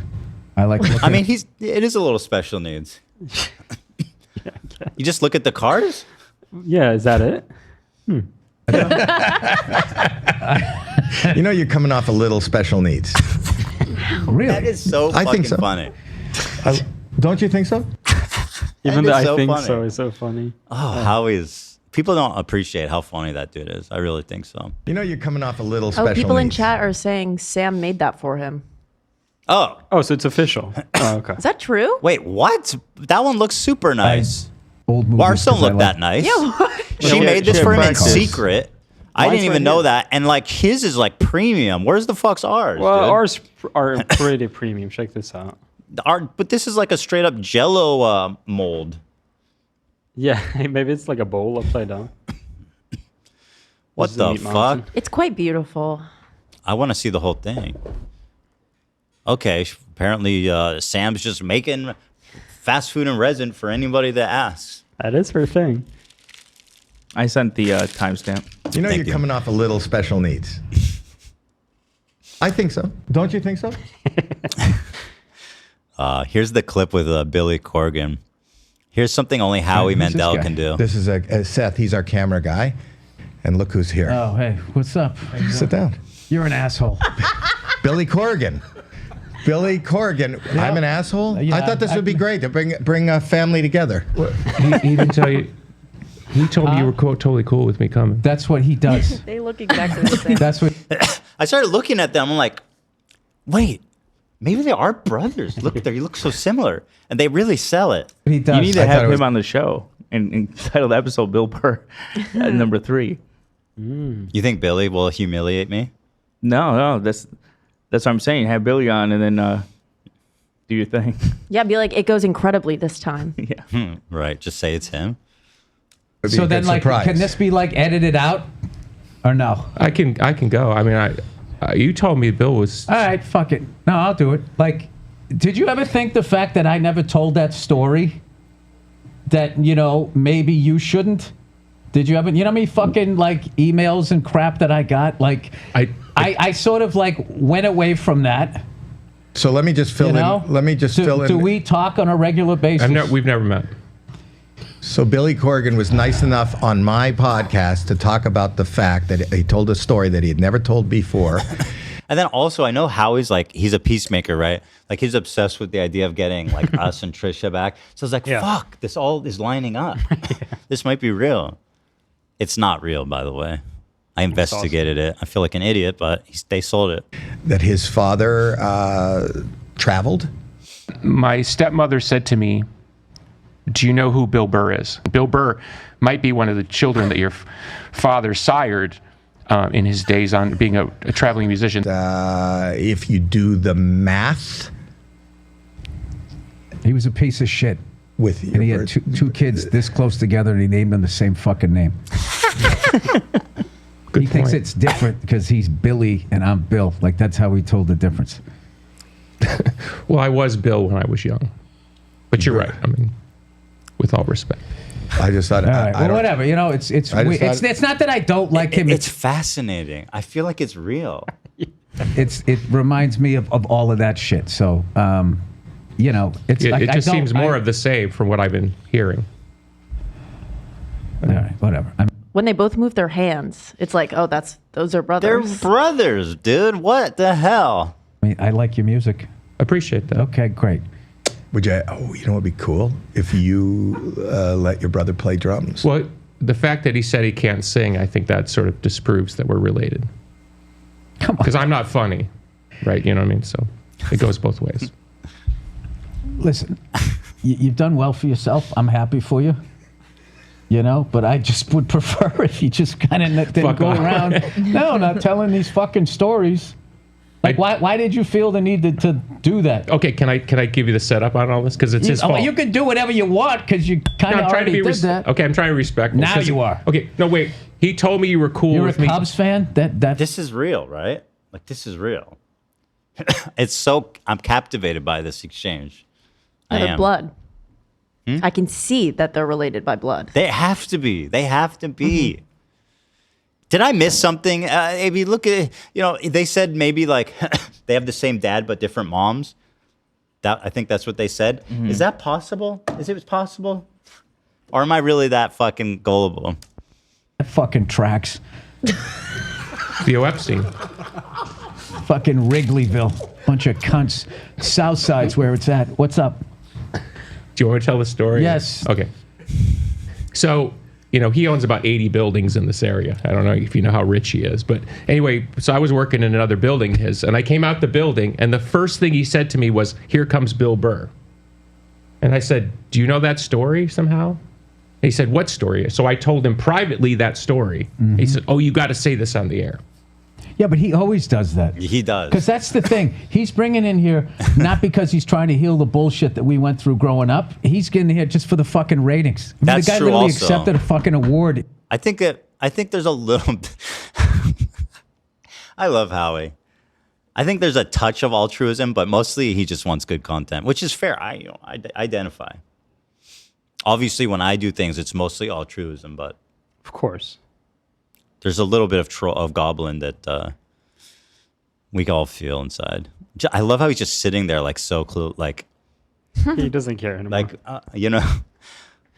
oh my god, he could be the third in the brother. middle of a 3 Baldies. Yeah, 3 brothers maybe. You think I could be another Billy? No, I'm saying no, Howie. Howie if you shave your head. It'd be funny if I get Howie in. And I should do this to him, find a bald lookalike and say that they're brothers. Yeah. What about Hawk? Damn. Whoa. Hawk? I mean, Dan? Do they look alike? Not really. They can be brothers. Everybody the age looks gap. like Dan. The age gap. Wait, they can't be brothers? Yeah, their age gap is crazy. Well, it's not that much. 30 years, maybe? Oh, 20? that is a big gap. That's a huge age gap to be brothers. I guess. What? Oh, maybe not. Cousin Tim would have had a 68-year-old brother. Wow. Hold on. Howie's almost 70. Okay. Mm-hmm. Dan is like, what, 35? Mm-hmm. Yeah, that's like 35 years. That's Possible. pushing it. That's pushing the Parents believability. get bored. If Howie's mom had him really, really, really young, Yeah, like and then 15, maybe if she did, 14. if maybe she froze her eggs and did IVF, Mm. I think that timeline could work out. Oh, yeah. Well, they could still be brothers, just different moms, right? He just. Oh, true. That's a better Incredible lore. point. If That's their better dad lore. was like some like trophy wife in his later days type of thing. This article says that they were just playing it up. Yeah, okay. I mean, that's the obvious answer, right? But they're so good at it. Could we do like a long lost nephew? Shad is suggesting a son, maybe. I'm gonna think about it. Yeah. I think we should goof on him though. Yeah, sure. We're due for a Howie visit here pretty soon. Mm-hmm. It looks like they did something like this on Deal or No Deal. They had a fake Howie lookalike. Let's get him. Why don't we get Rob Schneider to come and shake his hand again? Nightmare for Howie. Rob Schneider was already banned from this office even before that happened. Rob Schneider is such a douchebag. Oh my God. He's the unfunniest douchebag in the world. He's super MAGA too, by the way. Oh, yeah. Oh, this is fantastic. Look at this. That's pretty funny. I love that. Alrighty. Moving right along. Have we talked about this Luke Belmar guy? I'm obsessed with him.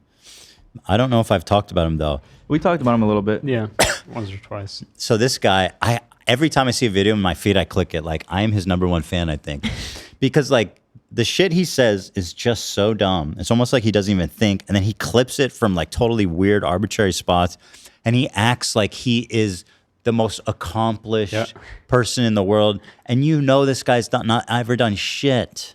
He acts like he's a billionaire.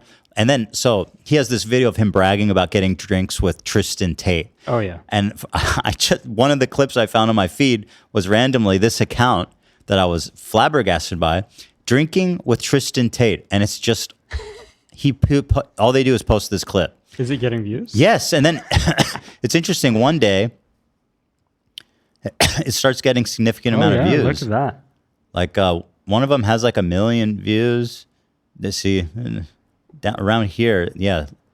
If you click Reels at the top, it'll show you. Yeah. Yeah. So look at the views: 50,000, 30,000, 30, 30, 30, 50, 50, 60, 430, Whoa. 80, 200,000. It's fascinating. It's funny because I've seen this clip probably 10 times on my real feed. And it's a very funny clip. Yeah, it's great. I watch it every time. I was with Tristan Tate and we were drinking, right? We were drinking and like it was crazy. I was with Tristan Tate and we were drinking, right? We were drinking and like it was crazy. I was with Tristan Tate. Imagine like you can't even get in with Andrew that you're like settling like, no, I was with Tristan, bro. It was sick. Oh, nice. Andrew wouldn't hang out with me. I wasn't cool enough. I love the description of the page. Follow the journey to learn why drinking with Tristan Tate was crazy. It was I was with Tristan Tate and we were drinking, right? It's we crazy. were drinking and like it was crazy. Ah, man. I love him. Luke, It was crazy. Luke Belmar. Tristan Tate. There it is. Look him up, guys, if you want to improve your life. If you was want to make crazy. money and fuck bitches. Should we get into Baldoni? Yeah, I'm just looking, see if there's anything else that we missed. XQC is slowly becoming the smartest person on Twitch. The fuck? I gotta watch that. A character. One of these Holocaust deniers. I think the Holocaust probably happened. Oh, jeez, Louise. He had a take that was so crazy on Twitch. He said, you'll see what he says here. It's all self-explanatory. One of these Holocaust deniers. I think he says he's not one of these Holocaust deniers. The Holocaust probably happened. I think probably 99% certainty it happened. Brother, yes, I don't mean to pull a Hassan on this, okay, chat? But I will actually pull a Hassan on this, okay? Like an overreaction. I think this is a topic. I think that this topic is strong enough or important enough to not even leave up to interpretation, even the 1%. Guys, this is my current take of the day, okay? This is a topic that's serious enough so that we could say and leave with 0% of uncertainty and say, yes, this did happen 100%. And it's full stop, whatever you say that, 100%. And leaving interpretation to 1%, you know what we're gonna do. Well, dude, not 100%. Well, this says this says that. I don't know. And then it wedges further. And we'll use that percentage to widen like the dialogue, which it's not a dialogue. It's not a dialogue. The United States went to the moon. It's not a dialogue. True. It's just not. Who are you talking to? Elon, please gauge. Why did they First of all, I can't tell if it's speed up, Nate. I have to say, as someone who's been dealing with this shit, I genuinely appreciate what he said. But I want to say of Asmongold that I think it's so funny that like this is fence sitting maximum. Like you have to hedge if the Holocaust happened. Like your fan base is insane if that's where we're at, Hasman, where you need to be like, I'm pretty sure. By the way, I don't understand these Holocaust deniers because most of them are like, it happened, but not as many as they say. It's like, okay, so let's even say you're right. 1 million Jews died, let's say, instead of 6 million. Does that fucking change the narrative? Yeah. Right. No. That's what Asmongold says after the clips. Like, I don't care how many people died. It's still bad or something like that. That's also hedging, though. Yeah, but it's like there's a big... some people will be like, 30,000 died, if you do the math or it's whatever. It's so painful. I used to be a big fan of Asmongold. And like with time, I started tried to defend, but like, brother, there's a new clip every fucking week. Yeah, it's pretty incredible. That's like he's so set on being fence sitting, hedging. It's embarrassing. It's crazy. You know, you're coming off a little special needs. Also, like, it's not even. It is, yes, considered fence sitting, but anytime you have like an inkling of like doubt about it, you just sound fucking stupid. And like, obviously, everything else you say after this is going to be wrong. Oh gosh. But and it's just, you know, I think Asmongold probably he clarified. I guess he said, not enough. But yeah, he tried to. He tried to clarify. He said 99.5. Okay, it's a little better. Yeah. But at the same time, you know, beggars can't be choosers. Shit, he said 99%. I'll take it. Dude, it's so funny. I'll take it. Fuck it. Yeah, that's an improvement for probably for his audience. Maybe I don't know. Yeah, it's so funny. People in OTK, the organization he runs, is like, we're losing sponsors because people are clipping shit and posting it on LSF, and then you have fucking shit. Then you have Asmongold saying shit like this. What the fuck do you guys expect? They're clipping it because you're saying stupid shit. Exactly. Oh my god. Even if you're like, oh, they took me out of context and I clarified afterwards, it's like, well, just don't say that then. Mm-hmm. You said it, GG. Just don't say that so they don't clip it. I was with Tristan Tate and we were drinking, right? We were drinking and like it was crazy. It was so, I got a cramp in my neck. Oh no. Karate chop. Kissed his old nasty pig stinking neck. I gotta say, XUC, he gets stuff wrong with like the gambling and stuff, but like all that aside, I do think he's like a smart, good guy. It's hard. It's a weird dichotomy, right? Because on one hand, it's like, fuck, man, what you're doing is so sucky with the gambling. But on a lot of topics, I hear him talking, I'm like, this guy knows, man. Yeah. Sometimes that's my boo.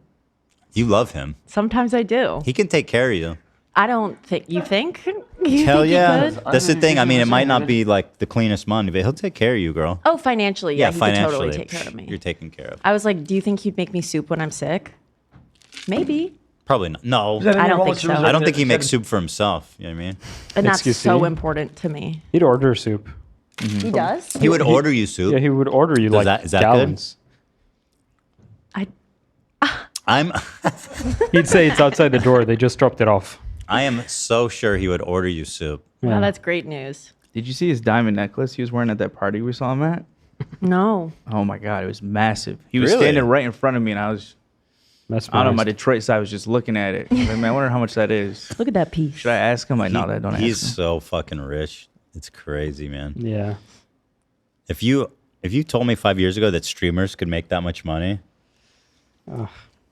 wow, good for him, I guess. You got to be one of the richest, right? After that kick deal, yeah. Crazy. He might be just from all the gambling stuff. Yeah, and then the kick stuff. He's the biggest streamer that moved, so, and one of the first too. So anyway, I genuinely do appreciate that. So you know what I mean. Thanks for riding for us. He was really nice. I think out of everyone we met that night, he was. Really He was cool. very nice to me as well when we talked when we met at the streamies. Alpha Bro with tight pants. We're getting close to the main story here, guys, but these are all very important stories. You're not getting it. You're not comprehending that you are really looking at a real live king. So you cannot break me. I will break you. Dude, those are painted on, bro. I love the comments. This is how tight my budget is. Someone said his farts are coming out of his socks. He's dressed like avocado toast. Oh, shit. It's so funny. This is a weird alpha trend, the tight pants. It's not just him. We see it all over the place, but this guy is definitely the king of it. I'm getting it. I don't understand that. He's dressed like avocado toast. What does that mean? He is he's the center of the avocado. Oh no, I'm sorry, the toast. The toaster is pants. Then the avocado. I thought that was the pit of the avocado at first. Wait, hold on. It could also be seen that way, maybe. If his pants is the bread? Yeah. And then what's the avocado? His green shirt. His shirt. His shirt isn't green? It's very green. Okay, it's not very vibrant. Well, then me and like 15,000 people. I guess it looks you're more right. dark. Yeah, it is dark. It was a stretch, but it was a good comment. I mean, but everyone was on board. Okay. Comprehending that you are really looking at a real live king. Oh, I'm looking all right. That Can't king look would away, match man. his green shoelaces to his top for sure. The problem is, if you're going to wear pants that tight, I better see a dick imprint. Otherwise, like, that's a self-report. Dude, this guy... Like, where's his dick? There's no extra space there. No. Yeah, I don't. It's like just balls. It's so tight. It's giving him a scared turtle. Man. It looks like a division sign, maybe. Like, did he tuck it? Because that would be like, there's no space. There's no space there. I think it's just a small one. So that's what I'm saying. I guess he's owning it, but with pants that tight, you know what I mean? I love that comment. You're gonna say a lot. It looks like the pants are flared too, which I find is very funny. They kind of pop out at the bottom. Not only that, because he has thick ass fucking legs too. Like, this guy works out, obviously. Oh shit, I love it. Crazy part is he tried these pants on and said, "Yep, these are the ones."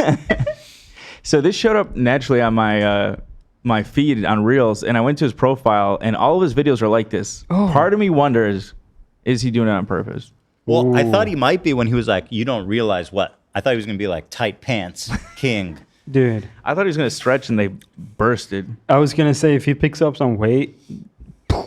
Oh. Yeah. Is this him? Let me see. Chat is suggesting maybe he's tucked. He could be tucked. You think he tucked his dick? He could if he's doing That's a performance pretty art type extreme. thing. No, because you see the balls. You do? Yeah. We have some other then that examples in the theory's doc cooked. of his tight pants. Here he is. Let's see what his other content is like, just to see if he's kidding. I mean, it has You 34 got likes. that light on you. Oh.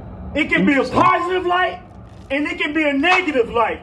But keep in mind, when you're not liked, that positive light can be a negative light simply This guy's- because they don't like you. Keep that in mind, my friend. I didn't follow. That was very hard to follow. Yeah. With the negative light and the good light and the Yeah, it's tricky. and then they're gonna like this guy's being for real, by the way. Here's a picture of him with a wolf behind him. Wait, could this be some high-level satire? Because that's a classic. Whoa, that's funny. The leader of the pack. America was not built on fear. America was built on courage, on imagination, and on unbeatable determination to do the job at the hand. Harry S. Truman, my man. Let's see. This here. Guys. Whoa! The best motivational speeches The patch on his sleeve comes from the best motivational speakers is because of number one, their pain, and number two, their success. Keep that in mind, my friend. You better find a way to get your doggone focus together. Hell yeah. Going to college and training like you some type of high school athlete ain't gonna get it. You have to envision yourself in the NFL. You have to envision yourself as a professional basketball player. Step it up to that level. Have visions of your families in your mind. Oh my God. All that, if we can go back to high school mentality, that over. You better clock in now, or you're gonna be old without. He's not very good at. He's not a great speaker, I have to say. It's hard to follow him. What makes his content great is reading the comments. Holy fuck! Look at this one. Sticks and stones may break my bones. No shot. His shirt too. But words would never hurt. I was taught that ever since I was a little boy. Now I am 30 years of age. Camera I swivel. would die knowing and believing that little sentence is real. It is real. Only for me. All hail King Miller. Is that him? Bro, Hit it that, really, really softly at the end. that outfit is unfucking believable. Unforgivable, quite frankly. One of the comments says, "You motivate me to try on clothes before I leave the store." Also, he does not need a belt. Yeah, so true. Wait, this guy kind of You a interesting. follower. This is fascinating. Yeah. You do everything everybody else do. You don't know me. You weak-minded. You let somebody else talk you out of your dreams. Why is he yelling at me? That's fucked up. What? You He's projecting. Does he wait for the gym to be closed to shoot these videos? Probably owns that gym, maybe. Yeah. You know what I mean? He's the king. All the machines are just for him. Also, is this after he worked out and Do you he's think showered I'm a- and changed, or is this right when he gets to the gym? He films these videos. This is first? after. He's showered. He's clean. He's cleaned up. Yeah. I think. up on you? You think I'm gonna give up on that one individual that I really motivate finna give up on you because they talking about me? Do you believe that I'm gonna give up on you? I mean, you got to appreciate the dedication because this guy's getting clowned on pretty much every video he posts, but he's committed to the look, which is respectful. I Respectable. would never be one of the ones to watch you fall. Everything that's on my platform is because of the things I've been through. Looking for tights. This is the same outfit. He filmed a lot in that one. Dude, I cannot believe this. Still don't understand who I am. I don't want to get claimed. Fuck that. This ones are doing some numbers here. Let's see. You still don't understand who I am. That was the same video. Oh, that picture is crazy. Wait, is that him? I think I think that's that's a someone different else. guy. That's his boy. They have the This same like a whole style. crew. They get as big as possible and wear as small clothes as possible. Yeah. That's cool. That's a cool hobby to have with your homies. I feel like he's pretty jacked, right? But this outfit is not flattering at all. I want y'all to leave a comment. Anyway, that's my boy there. King Miller, I think he said. So check him out. Gabish? Wow. Very good stuff. All right. So we have Trump inauguration, but let's do Baldoni first. I'm so excited for the Baldoni. What a roller coaster this has been. Yeah, with the whiplash is the really, really confusing. Also, just like public opinion is shifting, and I am shifting with it. Like I don't know where I stand now at this point. I think I'm gonna wait and see. But like the discrepancies in each lawsuit, like every time someone comes back with more info, I'm like, Oh. Okay. Because we've taken very harsh stances we've done 2 episodes so far. We did the first one where we just talked about like the campaigning of the movie, and we did reference like Blake taking over the edit, and we were very pro Justin, although you were a little bit skeptical. Then when Blake dropped her suit, she had so many specific detailed complaints of sexual harassment that occurred on set. So we obviously believe her, and we read it. And coupled with all the Yes. super cringy, like self-grandizing content. Yeah, I think that helped a lot. it did. It did. And Which is now- ironically what happened to Blake the first time when all these interviews of her being rude came out, and you're like, oh, I believe it. Exactly. So we have to be careful. We do. Personally, I've been right, and I think I will continue to be right. Okay. I'm going to watch this with an open mind, though. Yes. Yeah. I'm going to do my best here. So I need to go to the bathroom because I've Okay. been this gamer stuff. This is really good. Yeah, the lean. I cleared this lean. Mm-hmm. And when we come back, do you want to control the PowerPoint, or you want me to do it? Could you pull it up, and then I'll tell you when to switch. Sure. So here. All right. Oh my God, I'm so excited. We haven't had a story like this, I feel No. like, in all of our Dramaverse. No, And it just keeps giving. It does keep giving, and I'm getting more well versed in law and crime world. I'm starting to know how to read stuff. Nice. And I'm learning terms. Hell yeah. All right, I'll be right back. Okay.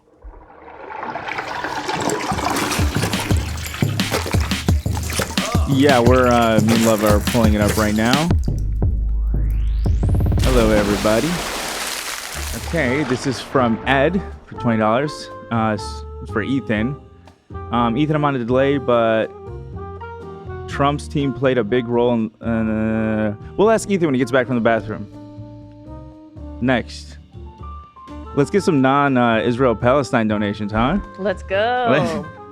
Let's give me a chance here. Let's move quick. All right, Love, I can't see anymore. All I got's the one Israel and Palestine one. I'll take a look. Love's taking a look. How are you guys doing today? Good. How are you? Good. You know, I wanted to watch Wicked last night, but I didn't get a chance. Oh my God. Can you wait until? Can I come over and watch with you guys? Yeah. I'm so serious. Yeah, Nicole was over, and she's a big fan, so. I would literally love to. Hey, Nicole, if you're watching, I would love to hang out with you too. Wicked night. You're gonna love it. I hope so, because I don't want to have to lie to you if I don't. No, you'll love it, and then you won't tell me if you did watch it and didn't like it. You'll just be like, I haven't seen it yet. Enter Chasman says Ethan should shave his head, and he and Dan should dress like Howie the next time he comes in. That's a fun idea. Ethan seems always down to shave his head. I give him credit for that. I would never. The Howie episode with Matt and Evan was amazing. I don't know who that is. This is a streamer award kid. Oh, right. The name Game 3 Award. books, that guy? Yeah. Billy is a massive Trumper, has been on Alex Jones. Overall, kind of a douche. Thank you, Tyler, for $5. Howie on Tiger Belly was crazy. I didn't watch it. You guys watch that? I watched it, yeah. I watched the funny part where he woke Bob Billy up. Oh, okay. Bob Billy was sleeping, and Mendel ran into his bedroom or something. It was very fun. Have you guys ever seen the podcast episode with his daughter where they talk about how he left her at the circus on accident when she was little? Wait, who? Maybe, is that Bill? This Bill guy doesn't sound very nice. Kind of a douche. Iron Lung is somehow scarier than regular deep sea exploration because you're inside a desolate moon's ocean, so it's double spooky. I haven't even heard of that game. Have you guys heard of it? You're at the bottom of a sea on a distant moon? That sounds pretty sick. That does sound fucking cool. Yeah, that sounds kind of cool though. Hi crew, my friend Grayson and I are H3 super fans. What? And he just turned 21. Could you guys wish him oh fuck, I lost it. Him a very happy birthday, 21. Zach, you got us? They didn't ask for the soundbite. Help us out here, Zach, please. They fucked up. Nah, you guys gotta look. Well, happy birthday, Grayson. Happy birthday. Fuck you. Happy birthday. Yeah, there you go. You got AB, dude. 21. Fuck you. Wow. Gracious with the sound bites today.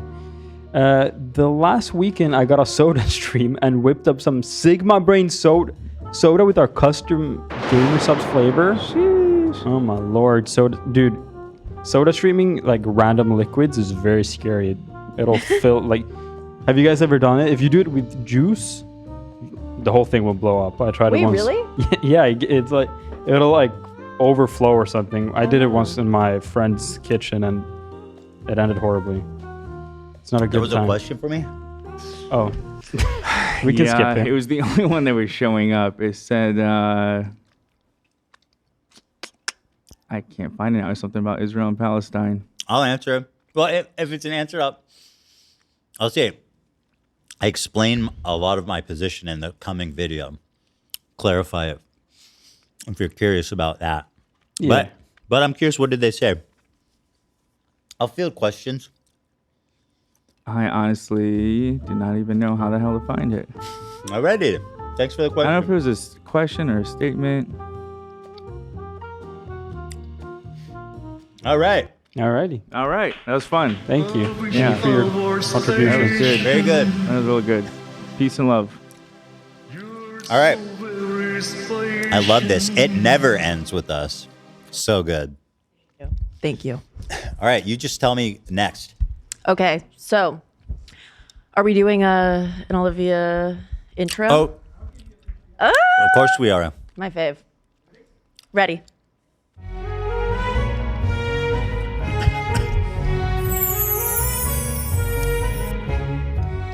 Oh, yeah. Hello, we are, everybody. baby. We're back. Thank you for being here. Welcome to this. I have something in my eye. Oh, no. Welcome. We got to do the intro again. You can't come out the gate. Oh, you're right. I know. I have with something the in my eye. Mm-mm. Here again. You good? Hold on. Wait. Yes. Okay. One more time there. Yep. But one more time.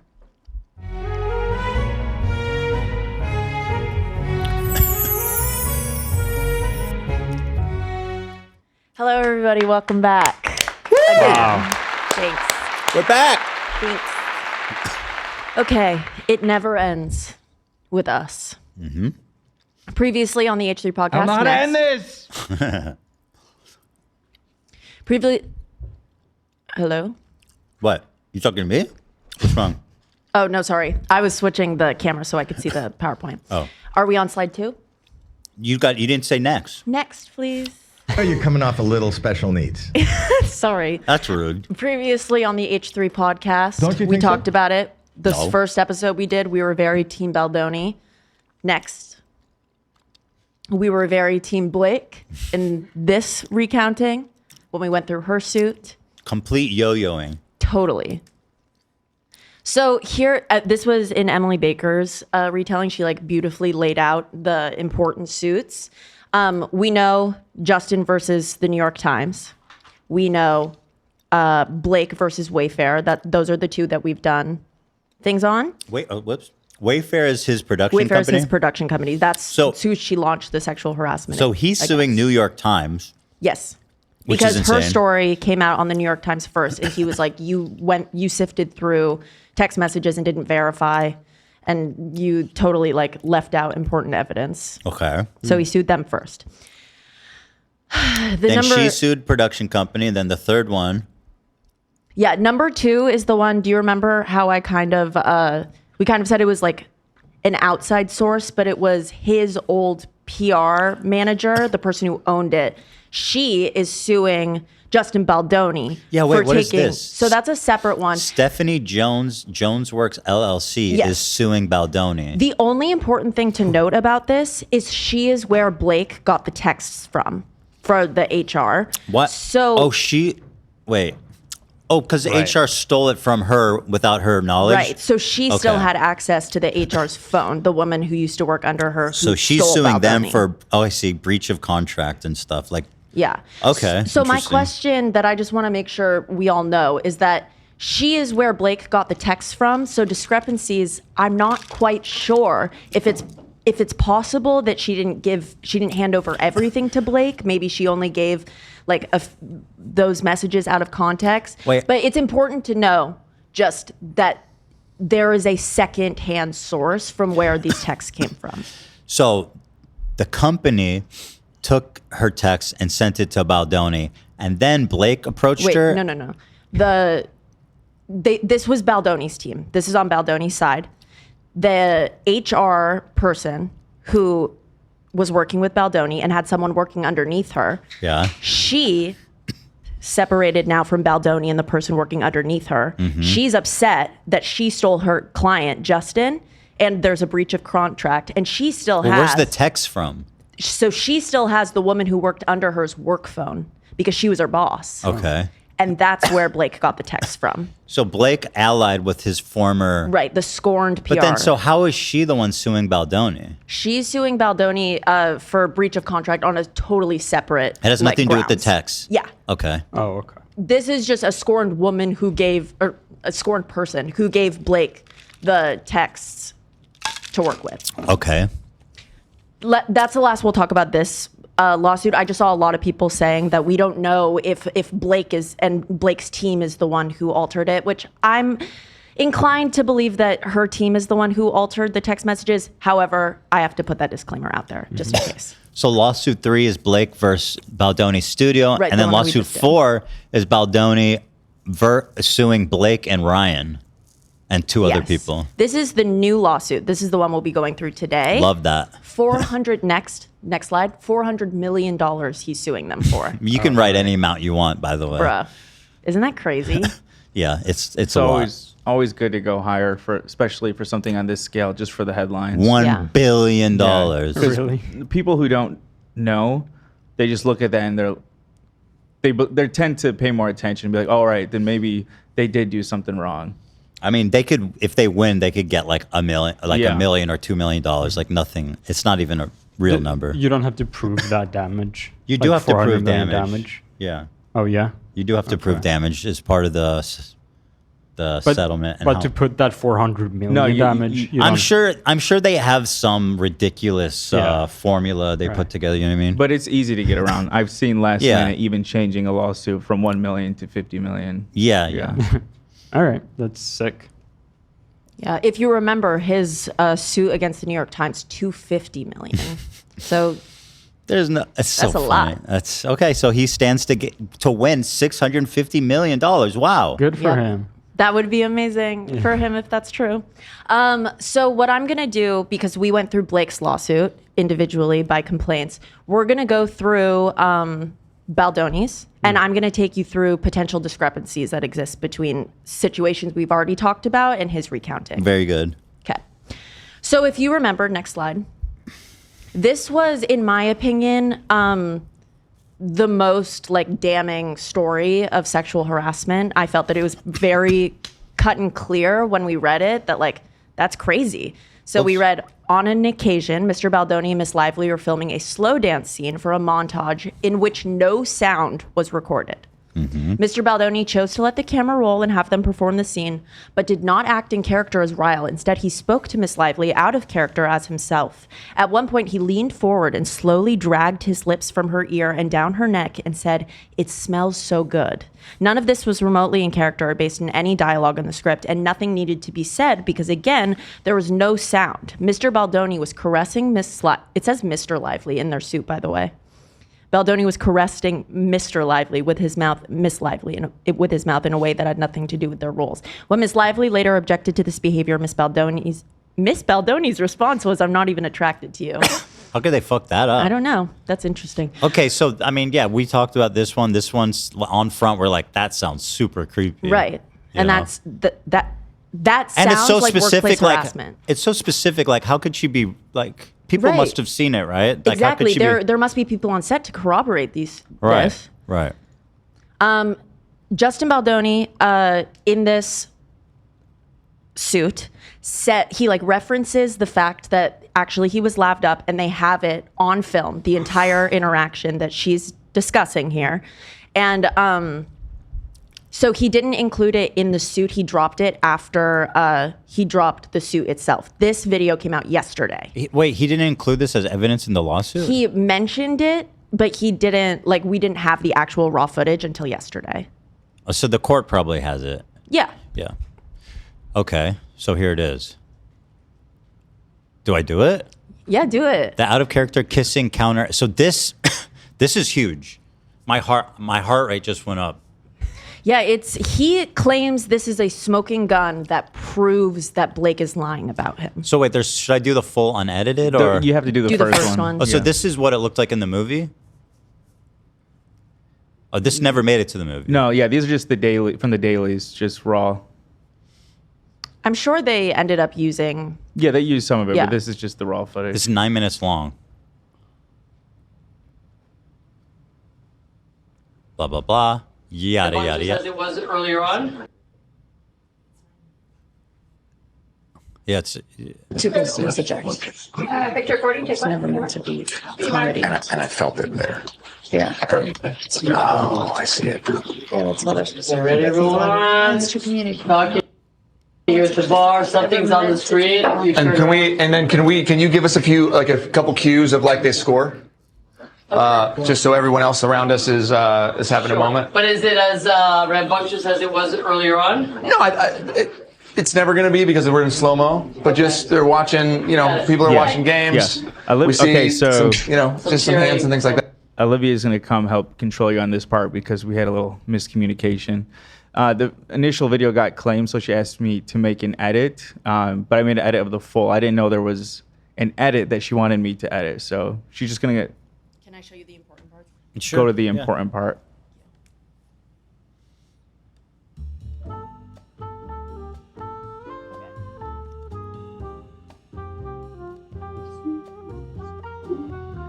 I may not always love you. Was that on that mark? So As long as there are stars above you.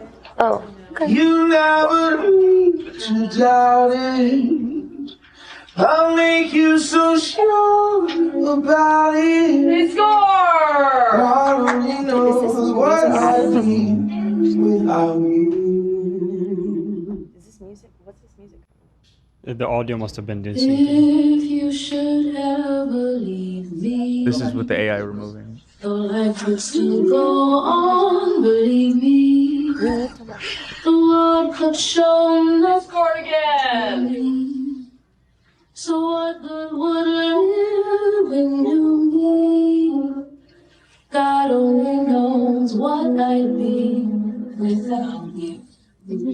Okay, I think that this is too long for us to go. I want to watch all this. You want to watch the whole thing? Hell yeah. Okay, let's do it then. Or I mean, as long as they're doing.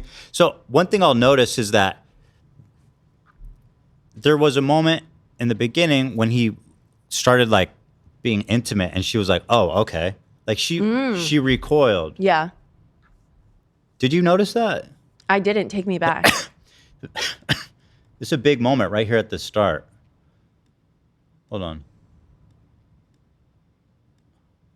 Camera. So remember, they're talking to each other, but there's no audio, so they can say whatever they want to each other. It doesn't need to be, you know what I mean? Always love you. Was that on that mark? So As long as there are stars Okay, watch, it's coming up. above you. Oh, okay. You never Wait, was she talking about? She responded, I think. I thought he went in to like kiss her, and she's like, "Oh, what the fuck?" But hold on. Let me see that again. I may have misinterpreted that. See what you mean, though. She may have been responding to his I comment. may not always love you.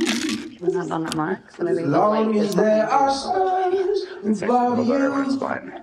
Oh, okay. You never need to doubt it. There's always conflict, by the way. She's like, I think you should back up a little bit for the lighting is better. He's like, no, it's good like this. Although, to be fair, he is the director. She shouldn't. Yeah. Yeah, that's what makes this whole situation so confusing. You'll see, we'll go into their relationship because he alleges that they had like a very close working relationship. But when you're friends and you're also working underneath somebody, I think that it's just boundaries need to be so put into place. And I do think that it seems based on Justin's suit that there was an intimacy coordinator that was on set for the permitted or the scenes that they were needed for. So that's Let me That's keep who watching. you would need, though. Let me keep so watching. I don't know Let me how keep you could fix it. The world could show no score again. So what good would it Now, Blake in her lawsuit alleged what's happening during this scene? So we'll see at a certain point in this video, she references her body makeup and her spray tan. And she's telling him, I think it needs to be more romantic. We're gonna be talking. So she goes, you probably smell, or no, she doesn't say you smell my spray tan. She said, you're probably getting my spray tan on you. And Justin responds with, it smells good. But what did she Hold on, I allege think we just before we missed saw it. the video?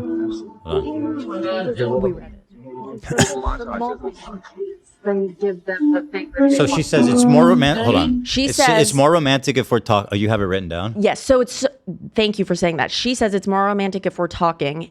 In her suit, it says none of the things that he was saying were remotely in character or based on dialogue in the script, and nothing needed to be said because there was no sound.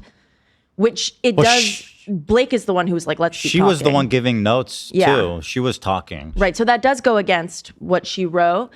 She also says that when he's not in character, he speaks to Miss Lively as himself, at one point leaning forward and dragging his lips from her ear down to her neck. As he says, it smells so good. Okay, let's watch for that. So penalty. Yeah. Makes it tough. Here, it says we should. This fucking bar. What? Go away. What is this player? God damn. So they should feel like Justin Baldoni says that's why almost kissing is also good. Yeah. Yeah, Makes it tough. but we're still talking. She said.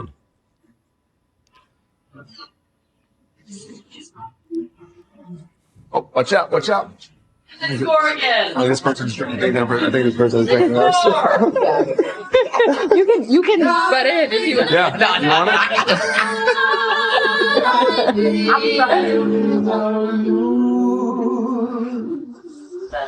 If you should ever leave me, Right across again where you were. life will still go on, believe me. But besides the drama, it's interesting to see how this stuff Mhm. is shot. Listen to all the people in the back talking and shit. You know who's the female voice singing, by the way? Who? Cynthia Erivo. Oh my God, who is I know. that? Girl, Come on. Elphaba from Oh, the that's new Wicked. Alphaba? Okay, Yeah. I didn't know. Alphabasaurus. Yesterday we were in the office and I was watching this with AB and I literally just heard the background music and I go, that's Cynthia. I can hear it. And it was a John Legend Cynthia song. There you go. cover. That's a Beach Boy song. Right, but it's a cover of a Beach Boy song and my ear heard Cynthia and I said, that's Cynthia. She told me that it was initially a Beach Boys song. Just saying. Thanks, AB. Everybody knows that song. You know you're coming off a little I thought so special too. needs. Okay, come on. Howie, that's such a... I think so. Don't you think so? No. Show nothing to me. So what good would living to me? Beautiful. Did you hear that? God only knows what I need. Oh, God only knows what I'd be without you. God only knows. God only Can we do a score? Can we do a score? Couple scores? Well, we're yeah, great. God only knows what I'd be without you. Romantic. We have no issue talking most of this. Yeah, you're like, what are they I You must know this. They're never gonna find out. God only knows. And they win! Oh my gosh, we don't shut up. And Emily and I have. Wait, hold on. This is... Okay. Oh, God, I fucking hate this player. And they win! I know you and Ryan talk all the time, he said. Oh, like when they're making up? When they're making out? I think so. The way that he describes it in his suit is he was trying to like connect with her. So if she's saying like, let's talk, he's like, oh, I guess like you and Ryan must talk like all the time. I find that comment weird. It is weird. Now that I'm Yeah, it's weird That's that a he weird brought comment. it there. He has some plausible deniability, but like, let's think about it. She's like, we should talk. It's more romantic. And then he brings up her husband. I know you and Ryan talk all the time. Also, in her It's suit, like, whoa. she is very uncomfortable by the fact that he's not in character. And he is really like cementing the fact that they're not in character by referencing Ryan. That's interesting because I feel like she's trying to be in character. You think? And he's being more loosey-goosey about it. He is the director. He's giving notes here and there. Mm-hmm. But this comment is super inappropriate, in my opinion. I agree with you. Like bringing up Ryan. Yeah. Well, and also Okay. being like, oh, you talk to Ryan all the time? Like, Mhm. why don't you want to make out with me or something like that? No, that could be the case. I was interpreting it as like, oh, you want to talk and to not make try to not make things awkward. Like he's talking like bringing up her husband instead of like. That's what the else would they opposite. be If you're having a talking romantic scene, bringing up her husband is fucking odd. But oh, go ahead. No. I'm sorry. No. This is go ahead. I was just gonna say like. Hold on. Jazz says, I think Blake has feelings for him and he didn't reciprocate. Oh my Okay. God, you got to go back to the. No shot. No, I don't. I think that that's tinfoil hat theory. A lot of people are talking about it, so there is a slide on it. So yes, we'll talk about it. The but I body don't language that I'm seeing is that he's being flirty and she's not into it. You think? Yeah, but I'll keep watching. I'm a Baldoni hater, I admit it. All right, I'll keep going. Yes, we don't shut up. And Emily and I have we have these moments where Staring? You just stare? Wait, pause it really quick. We've done it for like 5 minutes. What? Because there's also the factor of Blake is saying, let's talk in this shot. So maybe he's just trying to conjure up words in the moment. And then he brings up his wife after too. Right. I don't blame. He could have done that though because he overstepped his bounds and he was trying to save it. Mm-hmm. But yeah, I don't blame him for shooting the shit and stuff. it's like, I think you would find it terrifying. We just literally hear each other and like When I time found a sociopath. and time stops. Yeah. But like that's just how it's been for us from the beginning. No, we're like, oh my God, there's Are they filming right now? What is happening? It's like, oh my God, I forgot to tell you something else. I think that's cute. You guys are really cute. I think it's more than cute. They won the Stanley Cup. I think it's amazing. Yeah. What's she getting weird about that? It's more than cute.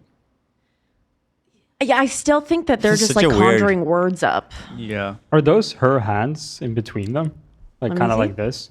Because that seems like she's not super. No, she's acting. I So think the she's body resting language her is there. hand on Yeah, his she's resting it chest. on his chest, like in a Yeah. flirty way. Okay. I want to know who brought up the Stanley Cup. Someone in the background just said they won the Stanley Cup. Because that's why people are cheering. He's directing the background. There's like okay, a okay, sporting okay. event going on, and they don't even care about that. AB. Mm-hmm. All they see is each other. Okay, got it. And then let's just do one almost like super close. Yeah. Can you guys frame up on the Sebastian on you? Yeah. We'll just do like our lips are right next to each other. But I think you should start talking. Okay. Do you know what I mean? Yeah. Yeah. Okay, ready? Still rolling. She is very insistent on the talking thing. Mm-hmm. Don't give it to them. They want it. Don't give it to them. Score. So she's saying, I mean, this theory of her being in love with him is so falling apart. She doesn't want to make out with him. She's like doing everything in her power to be like, let's just talk. Let's not kiss. Yeah, I think that argument without a lot of evidence is pretty insulting. to a Frankly, it's woman who said she Baldoni. was It's sexually Baldoni propaganda. Like these are the people that are on his YouTube channel simping for him. Like, grow up, dude. It's an interesting internet story, so I understand the appeal there and why people like want that to be the case. But I genuinely think that it's not like that. I see someone, I don't know, I feel like she should be doing, I mean, he's a director. I think it's okay after doing what he had intended to maybe then suggest, can we do one more take doing it this way? But I don't know, I find it a little weird to just immediately suggest doing it a little differently. But I could be wrong. Well, let's finish this. Let's watch it, and then let's go back and read what she said happened. Mm-hmm. Just Right. keep restraint. Yeah. Just do a little bit of restraint. Right, come on back. They want it. Don't give it to them. That was a fake ass Lady, laugh. couple by Work the on your bar, walk acting. towards us, cross. No, your name, sorry. Ponytail lady. And then- Cross this way. Cross this way. Take your date. Cross this way. I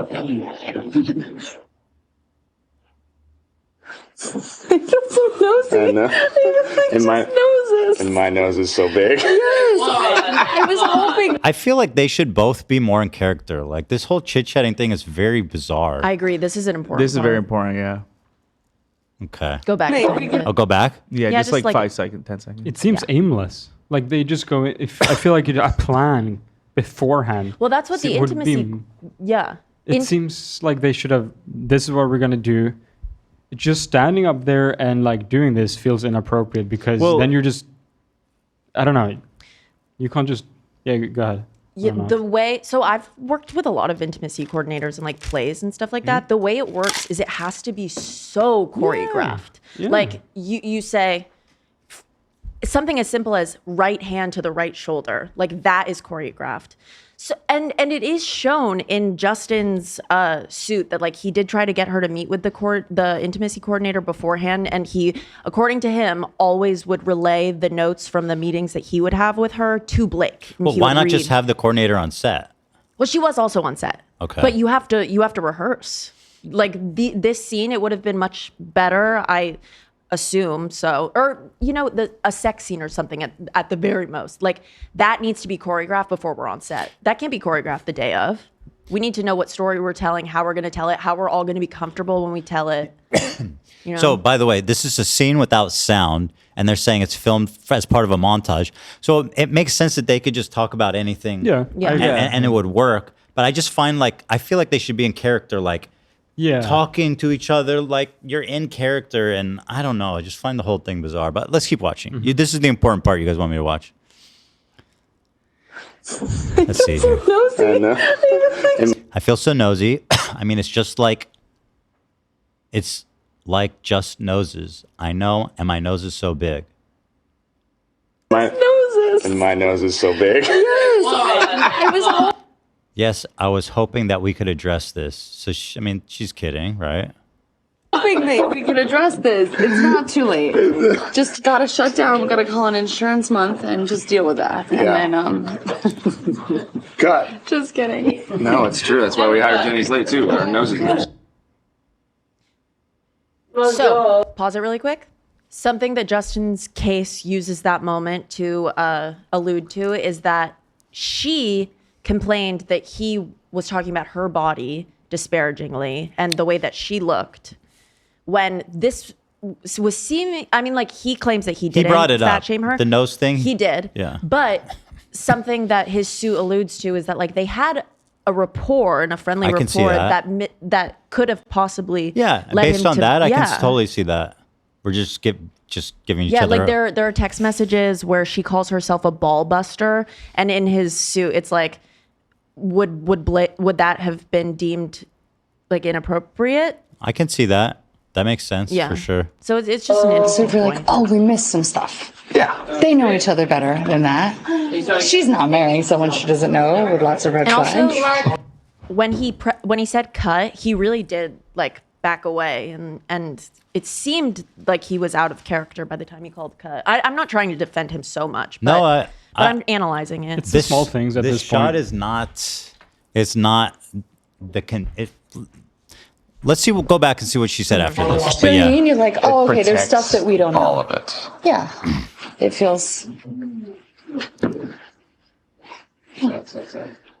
One step further, Catherine, please. Great, thank you. Let's start on action. Let's just do everyone celebrate it as a game. I'll tell you however she's acting is not the action of someone that hates her co-star. Or she's hiding it really well. But it's made it sound like they were openly hostile to each other Right. in her suit. Something that I was really confused about when reading this is just like what, and it also contributes to the romantic theory that people are talking about, is just like, where did it shift? Where was the moment where their relationship, was it always this hostile? Because no, we have text conversations that we'll get to where they send each other really long things, like supporting each other and praising each other. So like, what happened? What is the moment? And I personally think that it's the fact, I'm not going to say that. So reading through his lawsuit, I got the idea that it was whenever she tried to first rewrite a scene. That makes sense. Yeah. It's just her talking out of turn too many times. I mean, he's the director. Like, you can listen to the actor, but ultimately it's his decision, right? Like, you can see even in this scene, she's being super pushy about the direction. And I mean, look, he's the director. It's his call. He seems open. Like, he didn't argue with her when she suggested doing it differently. He just went with it. Totally. And I read that she didn't answer him after she suggested changes, basically. He agreed to meet halfway between the way it was written in the book and then her changes. She didn't respond to him agreeing to meet halfway for a while. I forget how long it was. Once she did respond, she basically said that me and okay, we're going to get to it. But 2 other people agree that my way of doing it was better. And he kind of just went with it. But starting there is where it really started to go south. She kind of, Even in the dance scene, in the longer cut, it shows that he was more collaborative in nature and like accepting of her creative direction. There's a part where you hear her say, "Get the shoes," and she's wearing like these really pretty Louboutins, which actually doesn't even like fit her character, I think. But whatever, that's besides the point. And then you hear Baldoni say, tell the cameraman, "Yeah, make sure to get her shoes," and then like they pan to her Louboutins, which is kind of irrelevant for the scene. Something about oh my God, I'm so sorry, I missed it. You go. No, go ahead. Something about, I forgot it. I was just gonna say, in regards to the shoes, that was one of the first things that leaked about the movie was the Louis Vuittons and her outfit just not matching the character. And a lot of people who are loyal fans of the book were upset because they're like, why is she dressed this way? She's all swagged out. She's not supposed to be like a rich. Yeah, I remember. The first Fashionista. part in Justin's suit that talks about her like trying to seize control was the fashion. Apparently she like ballooned the budget suit like a lot, but Justin was like, hands off, it's fine. I'll let that happen. There's a lot packed in this clip. And something else with this clip that I would be remiss if I didn't bring up is the idea of him kissing her neck and like bringing it back up. Did we watch that part yet where he says Was it that in the smells very good? beginning when she was like, "Oh, okay"? That I thought she was talking to him. Is it in the short edit? I sent the short edit, the 2-minute one. I don't know. Yeah, What's happening, That AB? part is the most deeming in my opinion. What is happening? Oh, my face? Yeah. It's my ears Your are ear- starting to get red in my face. Feels like it's gonna explode. Why? Is it just one of these weird like you eat something and your face gets all hot? This happens to me every day of my life, and I'm trying to solve it. I bought this yesterday.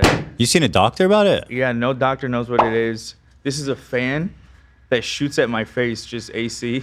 It shoots it up like that? Yeah, it shoots it up. I'm kind of afraid it's gonna explode one day, but it's a nightmare. Does anyone else in your family have that? No, no one else has it. I've never met another human that has it. And it's painful? It's very like irritating. Like I can't focus. I'm like burning up. I'll even like at home, I'll put on like a jacket and just sit in front of the AC.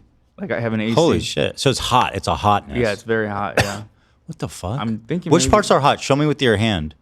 My face. Your but whole mainly face. My ears. Your You ears. kind of see it like starts here, and sometimes it'll be one ear, sometimes it'll be both ears. What kind of doctor have you talked to about it? I've talked to a few. I've talked to an allergist. I've talked to just a regular family doctor. A few family doctors. An allergist couldn't help. I wonder, like an ear, throat, nose specialist. Because if it's related to the ears, I don't know. Yeah, I don't know. I've got my thyroid checked. Don't know what it is, but it's. Let me ask ChatGPT. Hold on. I've tried. I was literally on ChatGPT last night for like an hour asking it questions. And it didn't give you anything useful? No. You need carnivore diet stat, dude. Yeah, have you tried the carnivore diet? To help with the inflammation. I'm trying to figure out what it is. A few years ago, I thought it was gluten intolerance. That was my initial thought too. Yeah, I mean that did help when I. How long does it last? An hour, half hour to an hour. Did you have any gluten recently? What is that? Did you have any gluten? To eat? Oh, gluten? I don't think so. We tested I had an that. apple and peanut butter. And caffeine. What else do we Caffeine's a suspect trigger. for- Hormonal changes, certainly, something could cause that. Have you checked your hormones? I mean, I got general blood work not that long ago. Because I know when they test your hormones, it needs to be like specifically in your first, before you eat anything. I know they're specific, but anyway, that's an idea potentially. Rosacea, I mean, could be rosacea. Right here, dude. Have you seen a dermatologist? Because that could be a good one. I have, yeah. No help there, huh? The only doctor that even told me something is just that it could be related just to my I forget what it is, but basically my blood, my circulation, anything that gets like my heart rate up, that it's just showing on my face. Well, so when you run or exercise, does your face get hot like that? No. Blood pressure. The blood of God. Some nerve-related thing. Blood boiling. Keep a symptom diary. That's a good idea. I don't know if I that. try to mark down what I've like the last thing I've eaten when this happens. But when I say every day, I literally mean every day of my life. I mean, I'm sure most of us in the office can confirm. You always got a little cooling pad with you. Yeah. Does it happen around the same time every day? No. Just randomly. Randomly. Sometimes is it every day or sometimes it's like skips a day? Every day. Every day. Every single day of my life. See, the clockwork of it makes me wonder if it's hormonal.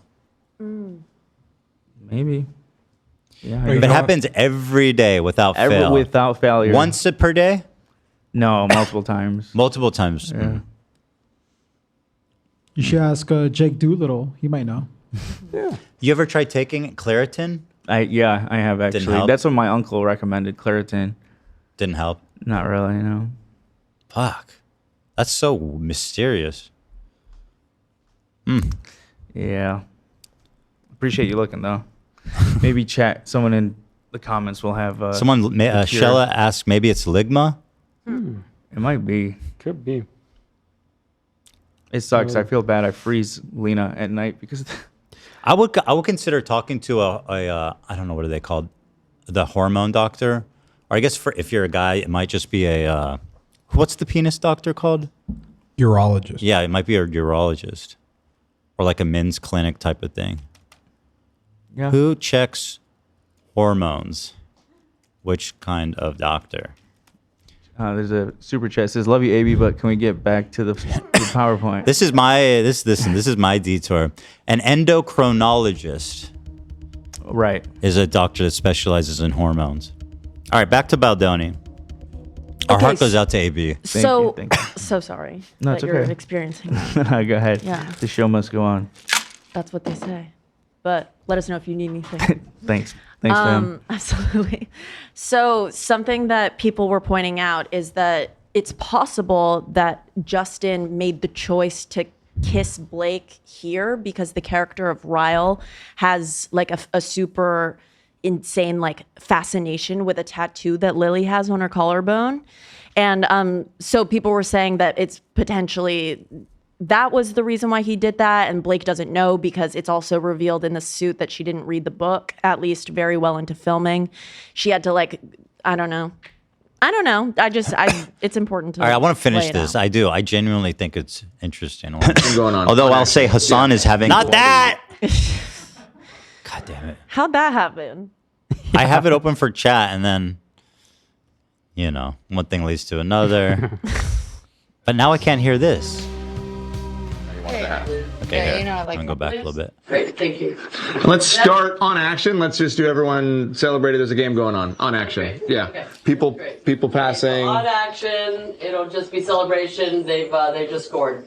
Ready and lay back. Get your head in there for a second. I'll take it off. I'll try to kiss you. And I'll take it off. Background. Great. 'Cause I know you want the hat. Yeah, I like my hats. Oh, got the sticker. Good. Is this sticker? No, there's no sticker. And they score! They score! As long as there are stars above you, darling, I'll make you so sure about it. God only knows what I'd be without you. They score another.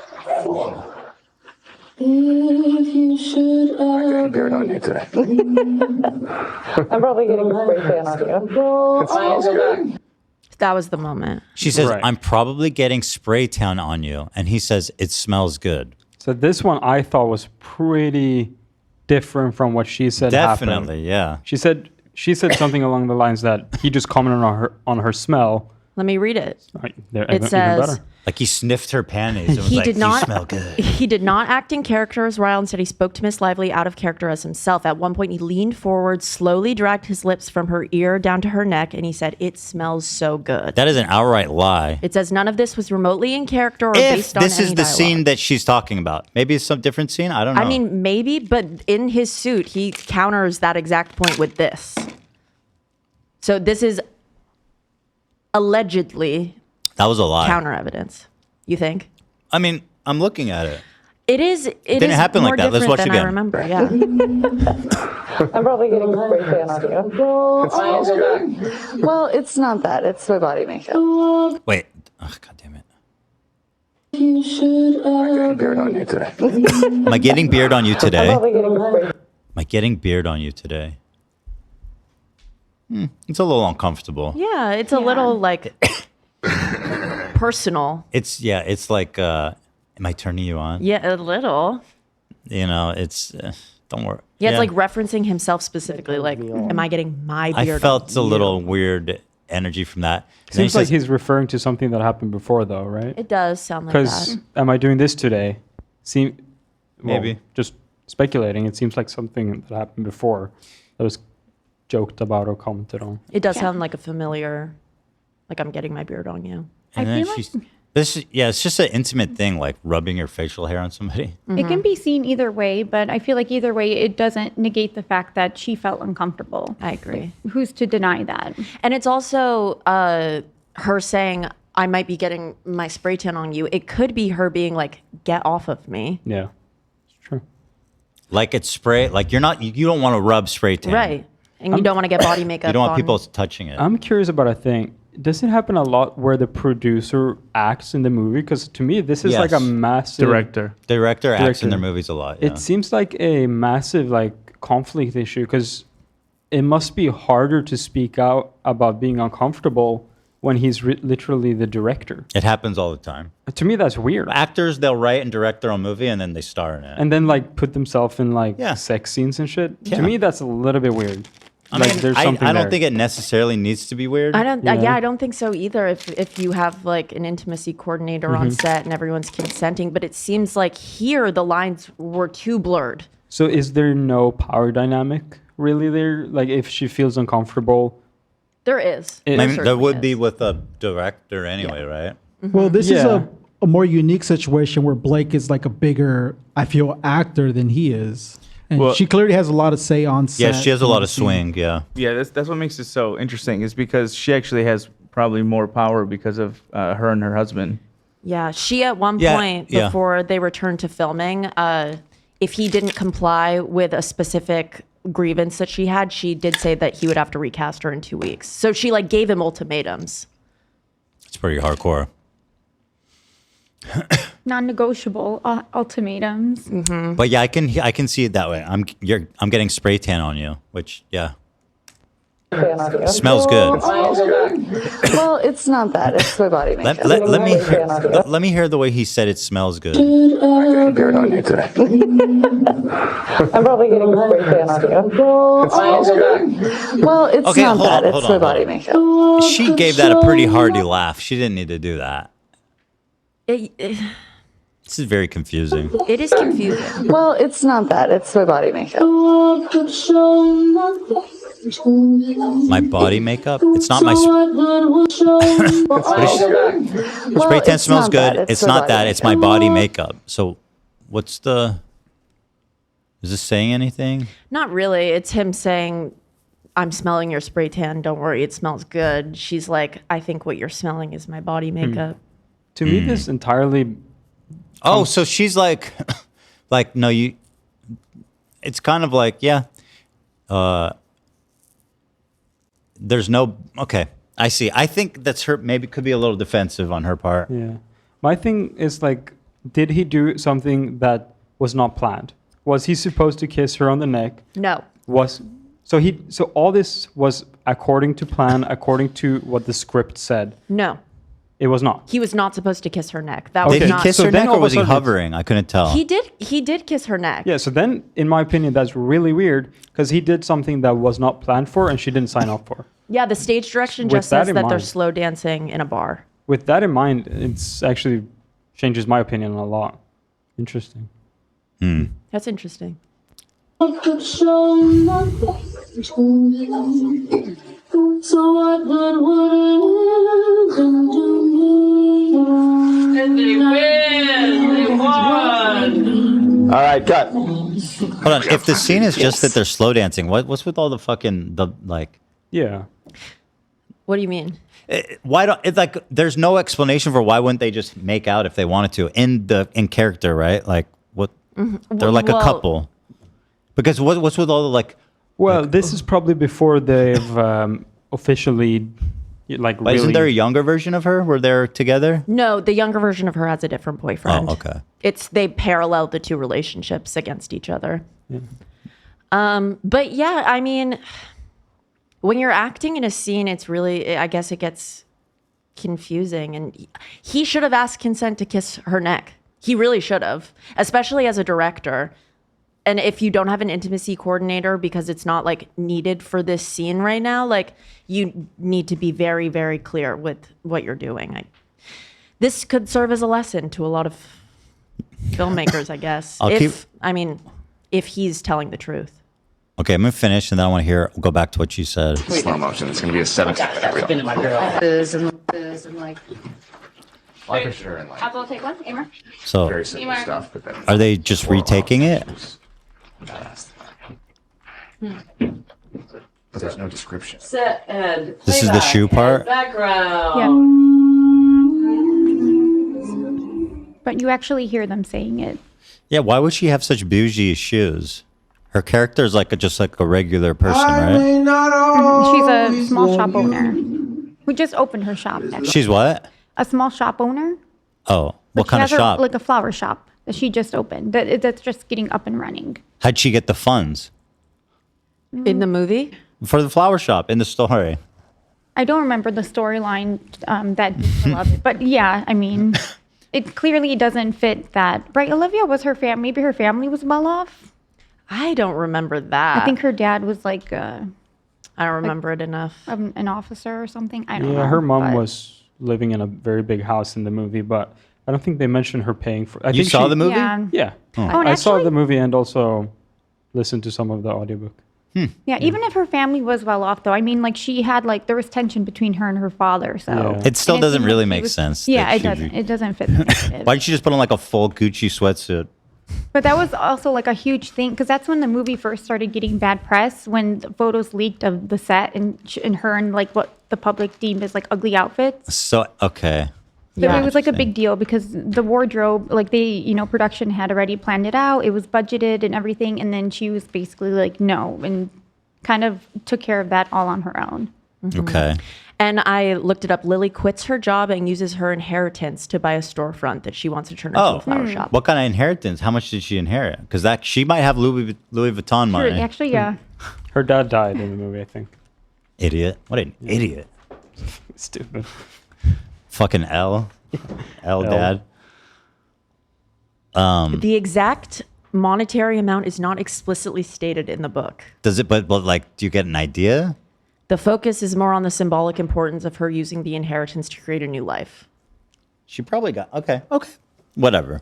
Yeah. Long as there are stars above you, you never need to doubt it. His hand placement thoughts? Yeah, I think bottom line, it really comes down to like Hand placement thoughts? It's a two people interpreting the situation very differently, and like we're watching it, and yeah, there's stuff that we don't know, but I think it is possible for things to get confused when you're acting together because you're supposed to you want to make choices as your character. Where's his hand? It's like right at the top of her butt, right? Like Yeah. here. So I mean, that's pretty low. Well, those pants probably don't sit right. They probably are a They little look bit like higher. high-waisted pants, Yeah. kind of, but Well, yeah, you it can is see still a low You can hand. see her butt. You can see where her butt is. Yeah, but that's her back where he has her. It is? In my opinion, yeah, it's her lower back. It's her lower back. It definitely maybe. But for like, if there's, I feel like he's touching where the curve starts. The butt curve starts. No. Kind of, yeah. I think if the script, if you like just feel where that is, it feels Yeah. pretty low, like where your ass starts. Yeah, but if the script says slow dancing, I think that hand placement isn't anything super weird. If You it's guys- slow dancing, We have so much more. Okay, let me. I gotta finish this. Well, I'll make you so sure about it. Ethan, have you ever seen a movie? No, I've never seen a movie. But we're talking about pretty like minute details about what was agreed to and what's not. I am trying to interpret tiny little body movements here. Okay, there's not a lot to go off of here, people. Which is what the court. I know it's a will be romantic doing. movie, but did you read these filings? Like she's accusing the guy of sexual harassment. So let's, you know what I mean? Let's take the minute to see where's his fucking hand. For real. Right? God only knows what I'd be. Let me get my heel. My heel's being cropped out of there. Don't crop out her heel. This sparkle. Very Very accommodating to her directorial notes. Objectively dumb. What a dumb shot. There's no shot they used that. I think it was in the movie. They used it. They used the feet shot? well, remember she Yeah. had the last cut of the movie. Oh, it was her. Yeah. She put the foot Yeah. shot in there. Yes. Stupid. All right, so let's go back and reread her allegations, Olive. What is it that she said Okay. happened during that scene? Mr. Baldoni and Miss Lively were filming a slow dance scene for a montage in which no sound was recorded. Mr. Baldoni chose to let the camera roll and have them perform the scene, but did not act in character as Ryle. Instead, he spoke to Miss Lively out of character as himself. At one point, he leaned forward and slowly dragged his lips from her ear down to her neck as he said, "It smells so good." None of this was remotely in character or based on any dialogue in the script, and nothing needed to be said because, again, there was no sound. Mr. Baldoni was caressing Miss Lively with his mouth in a way that had nothing to do with their roles. When Miss Lively later objected to this behavior, Mr. Baldoni's response was, "I'm not even attracted to you." So it's okay. So she says he was in character or not in character. That's true. He kissed me on the neck. That's true. He did say you smell good at a different time. It's possible she confused. So I have the statement that her team has already put out a statement in response to this exact video being released. Everything she said did happen. Exactly. Yeah. So, yeah, let me read this to you. Justin and his lawyer may hope that this latest stunt will get ahead of the damaging evidence against him, but the video itself is damning. Every frame of the released footage corroborates to the letter what Miss Lively described in her paragraph 48 of her complaint. I want to say every frame. I know, right? I don't think so either, necessarily. Maybe every other frame. Yeah. This video shows Mr. Baldoni repeatedly leaning in towards Miss Lively, attempting to kiss her, kissing her forehead, rubbing his face and mouth against her neck, flicking her lip with his tongue. Ew. Flicking her lip with his thumb. Yeah, not with his thumb. I saw that. His I saw thumb. Caressing her, telling her how good she smells, and talking with her out of character. Every moment of this was improvised by Mr. Baldoni with no discussion or consent in advance and no intimacy coordinator present. Mr. Baldoni was not only Miss Lively's co-star, but the director and the head of the studio and Miss Lively's boss. This video shows Miss Lively leaning away and repeatedly asking for the characters to just talk. Any woman who has been inappropriately touched in the workplace will recognize Miss Lively's discomfort. They will recognize her attempts at levity to try to deflect the unwanted touching. No woman should have to take defensive measures to avoid being touched by their employer without their consent. So that's pretty compelling. Yeah. If you go back to the part where she kept insisting, let's just talk. She did. And he keeps coming in to be like romantic, if they didn't discuss that and she's got really hard boundaries that they've discussed beforehand, then that's inappropriate. Yeah, 100%. Well, my understanding is that there's no scripted dialogue for this scene. Yeah, there wasn't. So that's why she's like, let's small talk. But they are supposed to be in character in terms of the dancing. So but it's supposed just to be slow romantically, dancing, right? It's just slow dancing. Yeah, they're both of them are supposedly romantically interested at that point. Yeah, right. It's not a slow dance that you do a father-daughter slow. It's not like that. It's a No, I know. I know. It is a romantic slow dance without all the kissing and stuff. You can see. When you act, there is an unspoken improvisation window with your counterparts, but you have to talk to them beforehand and know what their boundaries are, especially if you are their boss. And he's saying that he's literally saying that she's lying to ruin his life and because she wanted to take over his film. He's saying that she's malicious in this. I think that she could have walked away from this instance and been like, that made me uncomfortable. Yeah. I mean, listen, she repeatedly told him, let's just talk. And he then continued to try to kiss her and be like touchy with her. Which kind of think that she's more right than he is in this situation. I agree. Yeah, absolutely. And this is like one of the few scenes where they could actually talk meanwhile. So instead of just fully improvising and like doing stuff, he could actually talk to her and ask her, can I do this? Like he had the opportunity to actually ask her, but he went ahead and did it anyway. Well, he didn't even need to. She already told him, I just want to talk. Yeah, but just like hypothetically, in any other scene, obviously you can't chit chat. Wow, this scene you could have literally just asked.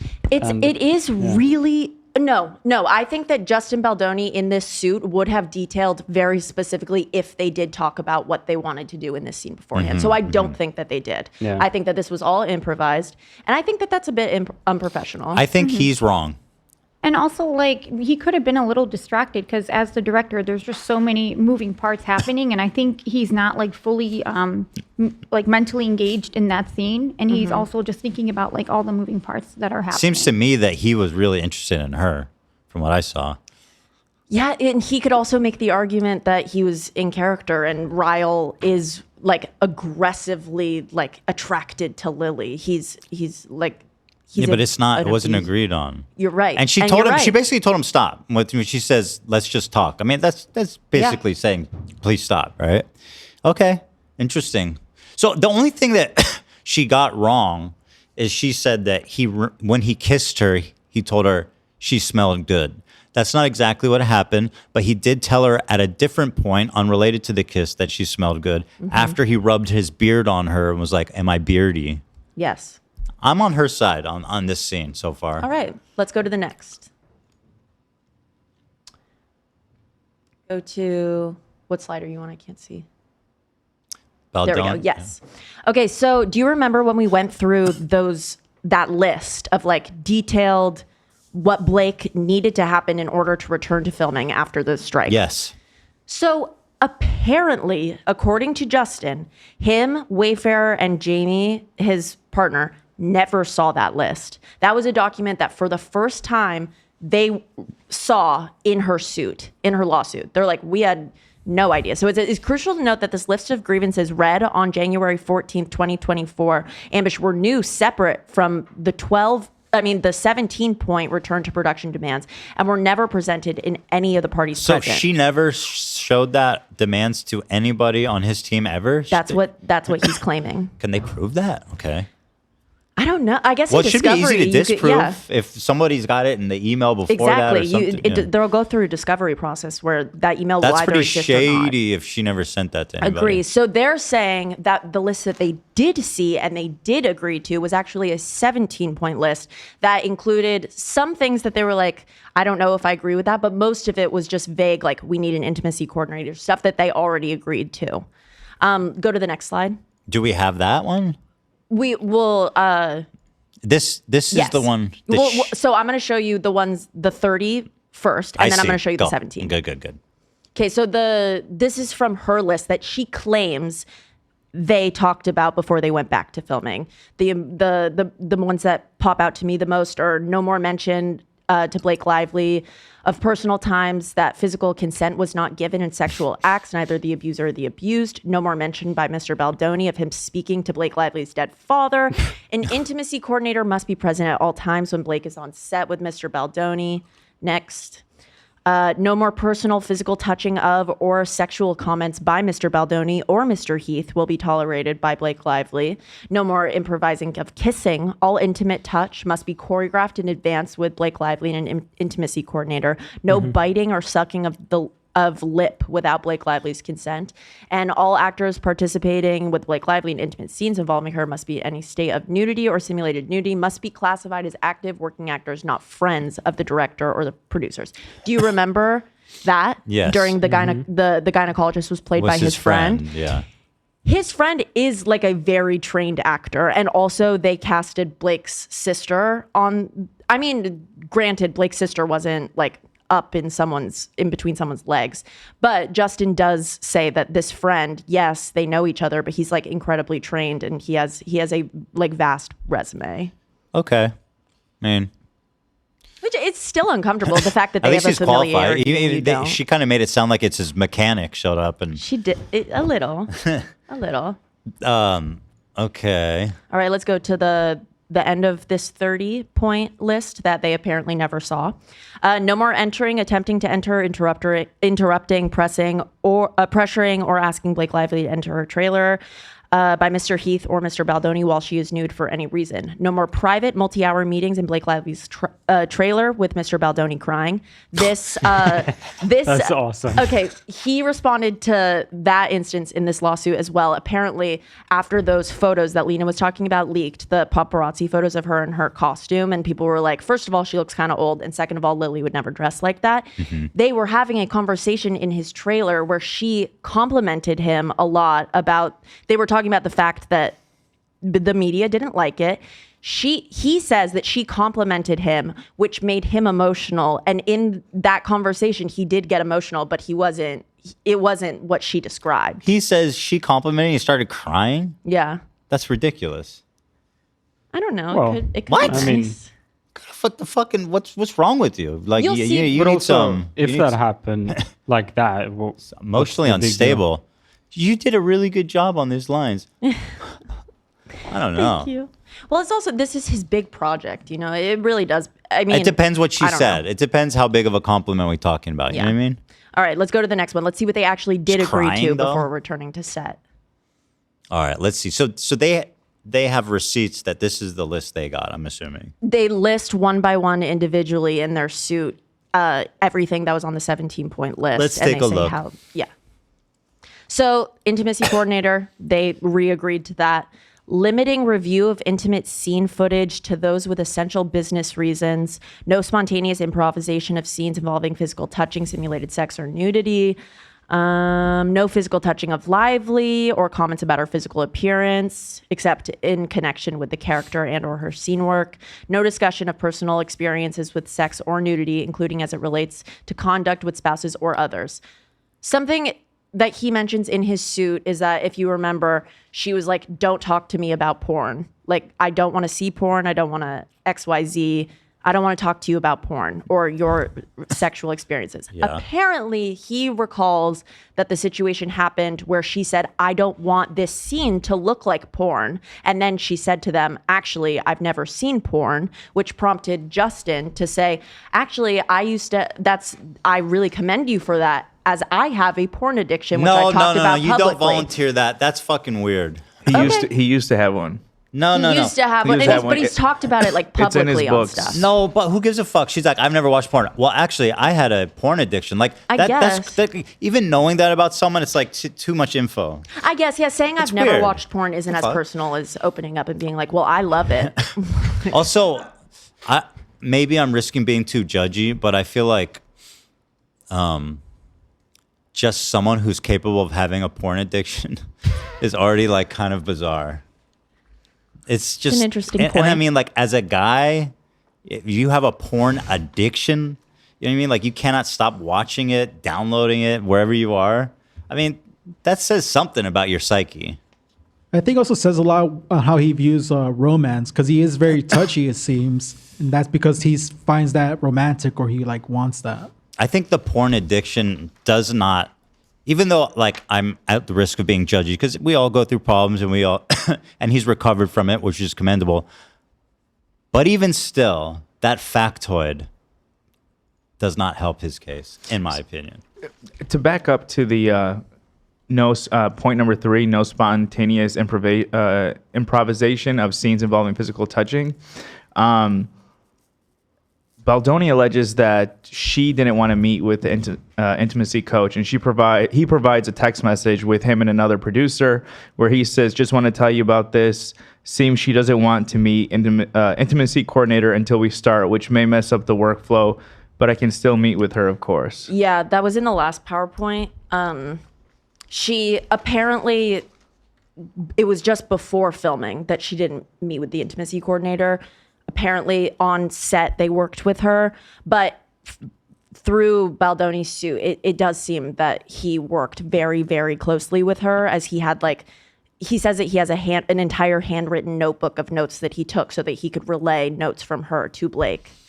The listing I find is bizarre because there are stuff in here that is, condemning him, and whatever she's accused of in her document, her 30 points could be seen passively through the stuff listed here. I don't understand why the fuck she would forge that document. It's so provably the 30. Yeah, and also something that I noticed in that document that feels fishy to me is these specific accusations.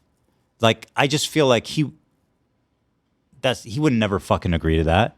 She's like, oh yeah, no more telling me about how you raped your friend. He's like, what the fuck is this document? Right. So the 17 document that they allegedly did actually receive before they returned to filming, that's when she gave him the ultimatum of, if you don't comply to these things, I'm not coming back. You need to recast me. And so they apparently begrudgingly signed on to this, that they were like, I agree with. I feel like there's not, listen, I could be wrong, but if he signed it, let's see it. But like him signing a document that was like, no more like telling me about like you raping your friends. No, he did not see the 30. Okay. Yeah. All right, he just saw this list of 17. Do you want to read more of these? So this is the 17. This is what he saw before they returned to filming. This is what he saw, definitely. Yeah. I see. And here there's no like specific accusations, Right. which seems like kind of heavy to put in. Like, hey, I need you to agree to this. It's like, what? That's true. This I can see them signing. But then again, this list on its own is definitely suggestive of some inappropriate behavior on his part, Yeah. Just, it's interesting. Number 10 says no retaliation for requests. And so I believe that Lively's lawyers are planning on using this contention against him by him even having this lawsuit. But it's saying that they're saying that it goes against number 10, which is no retaliation. I think what they're saying is that the smear campaign that they started violates that condition.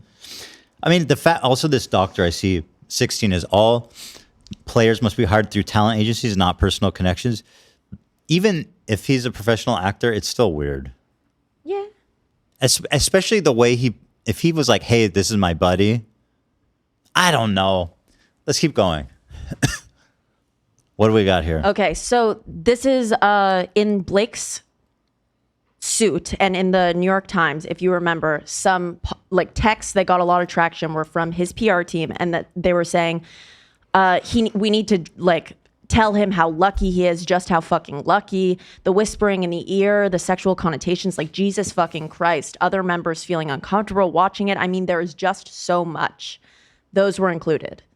What was excluded was them then saying, doesn't matter if it's not true. And then the other PR person saying, I know, I don't think they get that. They think that the truth wins, meaning like Justin Baldoni thinks the whispering that in the ear, the sexual connotations, like Jesus fucking Christ, other members feeling uncomfortable watching it. I mean, there's just so much. Doesn't matter. I don't understand. So out of context, this text looks like his lawyers are saying that he did all that shit. Yeah. It's just so much. But really, they're saying Blake's claims, all of that is just so much. And it doesn't matter if it's not true. Wait, hold on. They're talking about her claims in this text? So I thought these texts were old.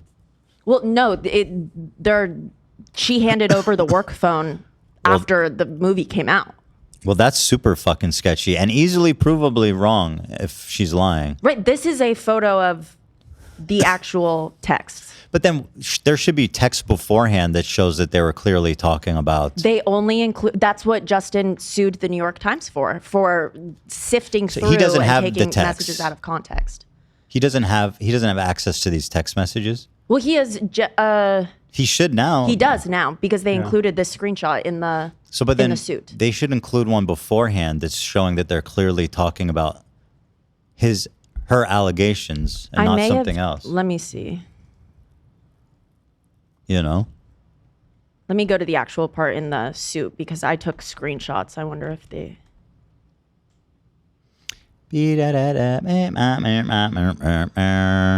Yeah, I don't know really what the standards are about like acting and stuff like that, but from what Olivia tells us, like you're supposed to do exactly what you're told, and that's I just can't get over that. If you go off on just doing random shit and like kissing her on the neck, that's like GG, right? Totally understand her being uncomfortable, and also the writer proves like this demand proves that she was uncomfortable. Like she wouldn't just fake that for no reason. Yeah, leaving a project like that, I'm sure she's pretty passionate about. That's not a easy thing to decide on. Especially when I think production was like already halfway through at this point. Already so much money and time has gone into it. Yeah, for sure. All right, so but anyway, it's fine, Olivia.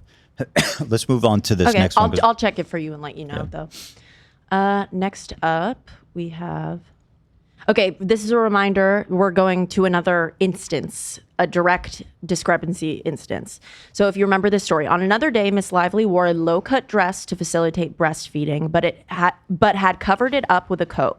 When the jacket briefly popped open at one point to reveal the dress, Mr. Baldoni commented about how much he liked her outfit, which flustered Miss Lively. Later that day, Mr. Baldoni pressured Miss Lively, who was in her pre-approved wardrobe, to remove her coat in front of the crew and multiple background actors in a packed bar. He said that he wanted to see her onesie under the coat because it was zipped up to reveal her lace bra. That's not quoted, by the way.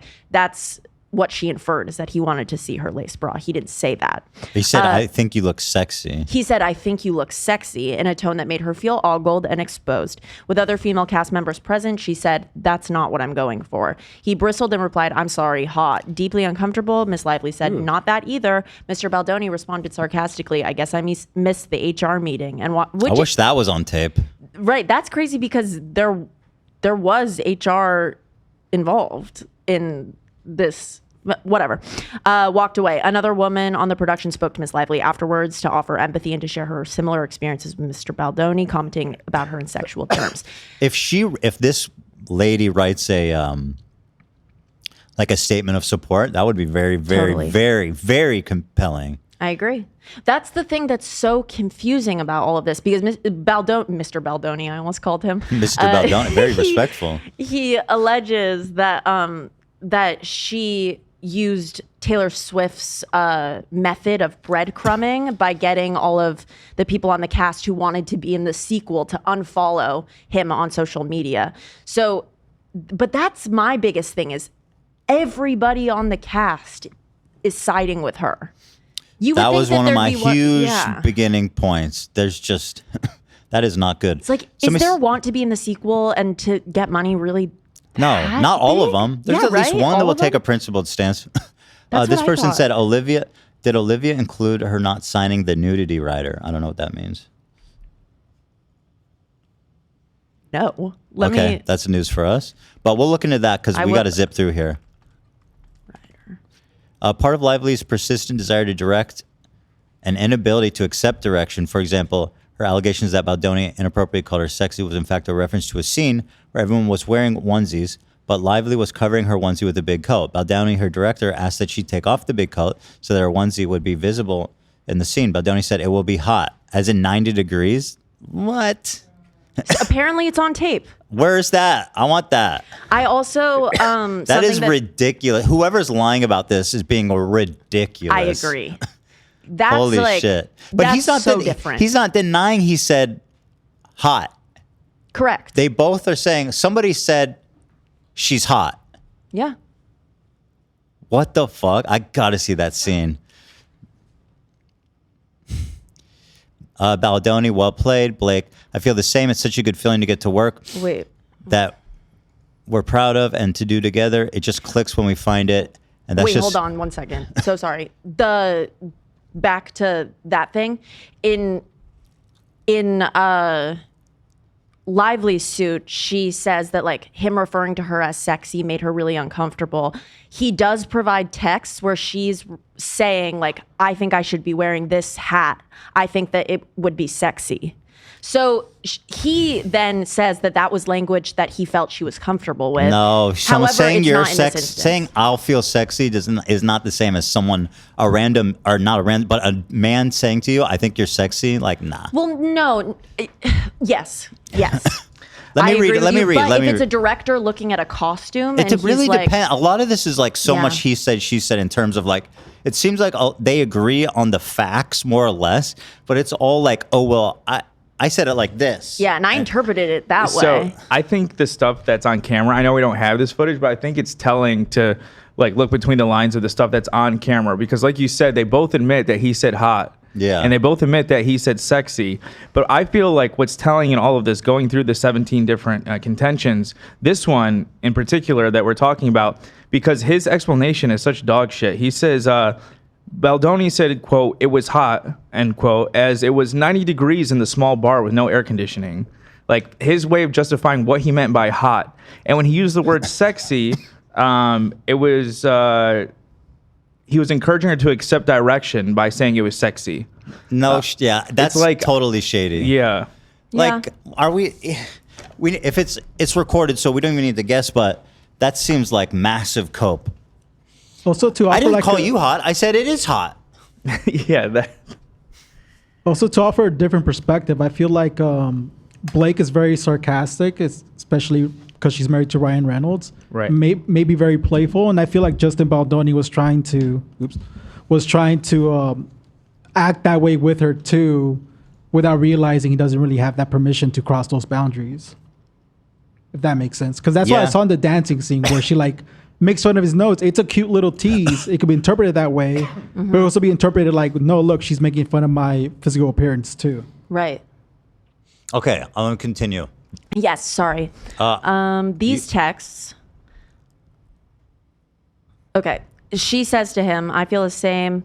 It's such a good feeling to get their work done, to get work done that we're proud of, and to do it together. It's just clicks and we find it, and it's just as rewarding as filming it or editing it or marketing it or releasing it. This is all storytelling, and this is why we do it." And Blake goes, "Thank you for your collaboration. I'm really proud of what we're doing." And Justin says, I like sentimental Blake." And then Blake goes, "Never met her." And Justin goes, "I also like asshole Blake. Don't worry." And she says, and he says, "Okay, good night." And then she goes, "I've met her. So have my suppositories. Good night." So he's saying, Suppositories, okay. Ryan Reynolds joke. right. She is alluding to herself in a sexual way, It's kind of creating, nasty, to be honest. yeah, right? Like creating a blurred idea of what their relationship is. And as we go more into it, like, at least from his perspective, it seems like he thought they were friends and or kind of close, like they were apparently spending a lot of time together into the night, Look, taking it videos, really holding each depends other's at babies. what point during the production these texts took place. And also, like, this is, I'm sure there's a ton of text, and this is just like 2 screenshots. Right. We have more, Okay. but I agree with you. I don't know. She's being pretty chummy, though. Although, I don't like how he's like, I like sentimental Blake. Yeah, that's a flirty message. Yeah, it's... Right? What do you think? But I think the suppository comment isn't meant to be flirty. It's meant to be gross, to be like, we're bros. Mm-hmm. She was being sentimental, right? Yeah, she was. She says, "Thank you for your collaboration. I'm really proud of what Mhm. we're doing." Also, I got that vibe from them too, Olivia, that like based on, and you'll see Ethan later, the other texts between them, like they kind of have like a friendship kind of vibe. So I think that's how Justin interpreted it, but then later realizes that like he doesn't have the same leeway that she can cross boundaries. Yeah. She, as being Blake Lively and Yeah, and especially when you're a director, like maybe there's like room for Blake to possibly step over boundaries because she's an actor, but when you're doing that as a director as well, it gets really complicated. So I don't my know. suppositories. all I know is that Ryan Reynolds has much more involvement in this than we think. Yeah, That's all I know agree. for sure. Totally. Lively was so close and comfortable with Baldoni that she freely breastfed in front of him during meetings. She took photos of him holding and soothing her crying baby in her penthouse. They laughed deliriously. What the fuck are you? What kind of description is this? They laughed deliriously during late night writing sessions. This contributes to why some people are like, "Oh, were they romantically involved?" He might be trying to imply that. But like this characterization is so fucking over the top. All of these events took place after the alleged sexual harassment lies accusations seemed to come out of the blue. He allegedly has a video of her after. I mean, I don't know, because they were forced to work with each other. So if you're forced to work with your sexual harasser, I don't necessarily know how I would act. But he does allegedly have video of her like laughing deliriously and uncontrollably with him. Deliriously? I don't know. That's what they said. We're having so much fun. We can't stop laughing. Mm-hmm. It says delirious with exhaustion. That is ridiculous. Now that's delirious. All right, next one. So in regards, if you remember... sorry, Zach, can you pull a Trump soundbite of Hassan complimenting Trump? Sure. That'll be useful throughout the next 4 years. Go ahead. So if you remember, a big part of Blake's was the body shaming. And that's when Ryan Reynolds got into it, is the day after Justin supposedly asked Blake's trainer how much she weighed so that he could pick her up. Ryan Reynolds confronted Justin Baldoni and said, "How dare you fucking ask my wife's weight, XYZ." So that was a point of contention. It was important in the lawsuit. These are texts from Blake before they started filming, which is these are texts from Justin before they started filming, where he's talking to her about her postpartum body. He says, I want you to know you will look amazing. Anything you are insecure about, we will talk through and get creative together and make you comfortable. I just don't want you to stress about your body. It's the last thing you need. As soon as I have a rough schedule that's even remotely accurate, I'll share to make sure the team keeps this in mind as well. Go to the next one, because Blake's response. She says, "Thank you for the voice memo. It is deeply appreciated. You are everything you promised to be as a collaborator. Thank you. I know my job here. And this piece is in big part my job here. We both understand the assignment as actors in the roles, but also as producers and also as marketers. We understand artistically, yes. We get what we need to do in all aspects for this movie commercially. As woke as we both are and work to be, this movie requires a certain aesthetic. It's a part of the job that we both excitedly signed up for. I don't shy away from it because it's not problematic. It's the assignment. Like when someone is about to start an athletic event, it's their job to be in top shape. My husband and I both look certain roles as athletic events. And this is one of them. It's not always a part of the job, but on this one it is, and that's great. As much as I love to not think about it, that would be irresponsible and also impossible because it's unrealistic to acknowledge what I need to do. Go to the next one. It really depends when this was sent. You know this what I was mean? Before they started filming. So then it doesn't mean a goddamn fucking thing. Sure, but go to the next one. She says, "We are going to kill it and be so fit they have to Lola," which means edit us to look less banging. This contributes to... I'm rolling my eyes. But then why did... Okay, I guess you're right, because... If it happened before, it doesn't mean a goddamn thing. She thought she liked him before they started editing. I think she was on board until she wanted more creative, power, and he didn't give it to her. Or he did, but still. She drank the Baldoni Kool-Aid. Right. Mm-hmm. Everybody did. But if... I guess it was a big complaint that he talked about her body when there's... I guess you're right, because if it was in the timeline earlier. Yeah, it's before the movie started, you know? Yeah. I don't think it... You're right, I don't think actually. it's even yeah. T-Swift, uh-oh. T-Swift in the house. So... That outfit's kind of crazy. Wow, look at her. Yeah, thank you, AB. He added the visuals. I don't know what that outfit's from, but... I'm just trying to find her. Wait, what did you add? This morning, I just asked if she needed anything. I just threw some photos in there. Oh, you didn't edit the photo? No. Okay, beautiful, lovely, excellent choice. Thank you. I made the background pink too. Oh, fantastic! Yeah, thank you so much. Fantastic. My favorite color.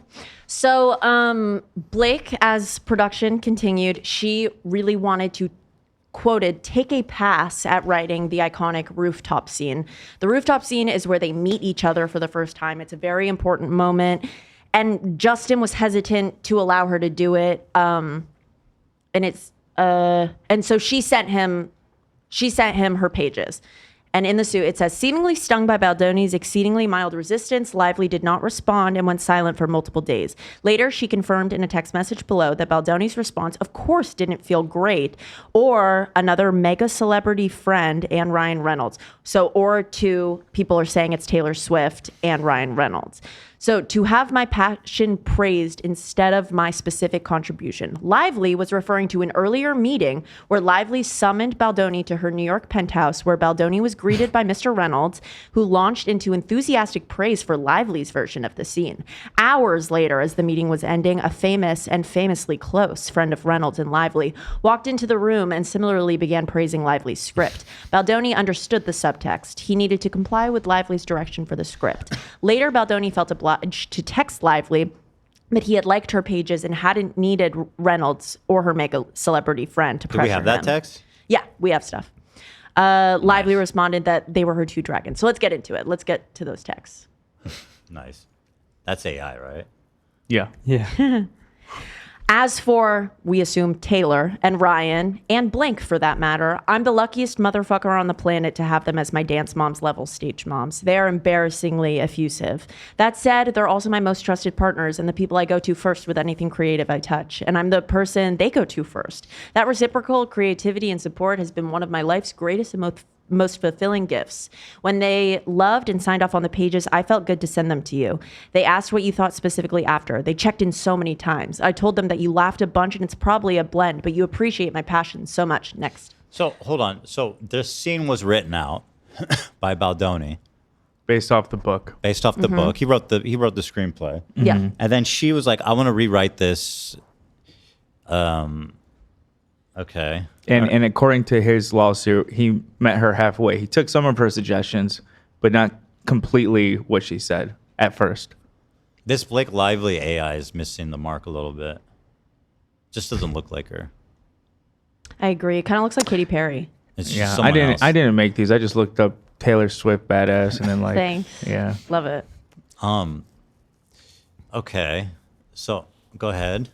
Okay, she said, if you ever get around to watching Game of Thrones, you'll appreciate that I'm Khaleesi. And like her, I happen to have a few dragons, for better or for worse, but usually for better, because my dragons also protect those I fight for. So really, we all benefit from those gorgeous monsters of mine. You will too, I can Hold promise the you. fucking phone. This is a real text? Yeah. That's What the the fuck? cringiest That's weird, right? shit This is- I have ever seen Yeah. as This an is the adult most to telling. write down and send to another person. It's weird. That's like the wolf meme. I have a wolf within me, and he Yeah. comes out when people I like are threatened. And it is threatening the way she wrote it. Yeah. And it's Yeah. cringy as fuck. Holy God.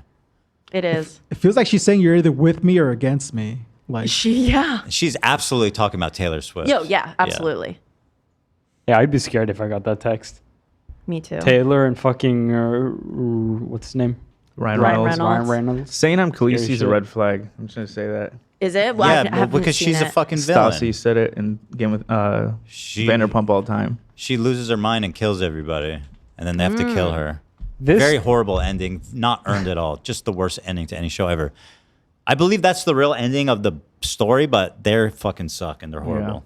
And I hate them. This takes weirdly enough place into this whole theory about the crew on following him and stuff like that, and that she like had control over the movie a little Do you think bit. they got the dragon text? No, I don't think anything. I'm just like it leans a little bit into that whole conspiracy theory, which I don't believe Maybe she didn't personally. finish the show. Here, if you want to see, that text goes even longer. And since you thought it was so crazy, I want you to read the rest of it. Let me send Holy it in chat. fuck, Well, dude. Khaleesi kind of leads to her own demise. Wait, so. did you send it to me? Here, I'm doing it right now. Okay. That's like being like watching the first part of Star Wars and being like, Anakin Skywalker. I'm like Anakin Skywalker. I'm really friendly and happy dude. The chosen one. Yeah, the chosen one. I'm balanced to the Force. I apologize for the AI images, guys. What did I just open? No, I like it. I didn't even realize the second one was AI. I thought it was just a shitty edit. Oh, because of the. I don't. No, not that. I feel like I have a good AI sense. I feel like I can tell immediately. These are obvious though.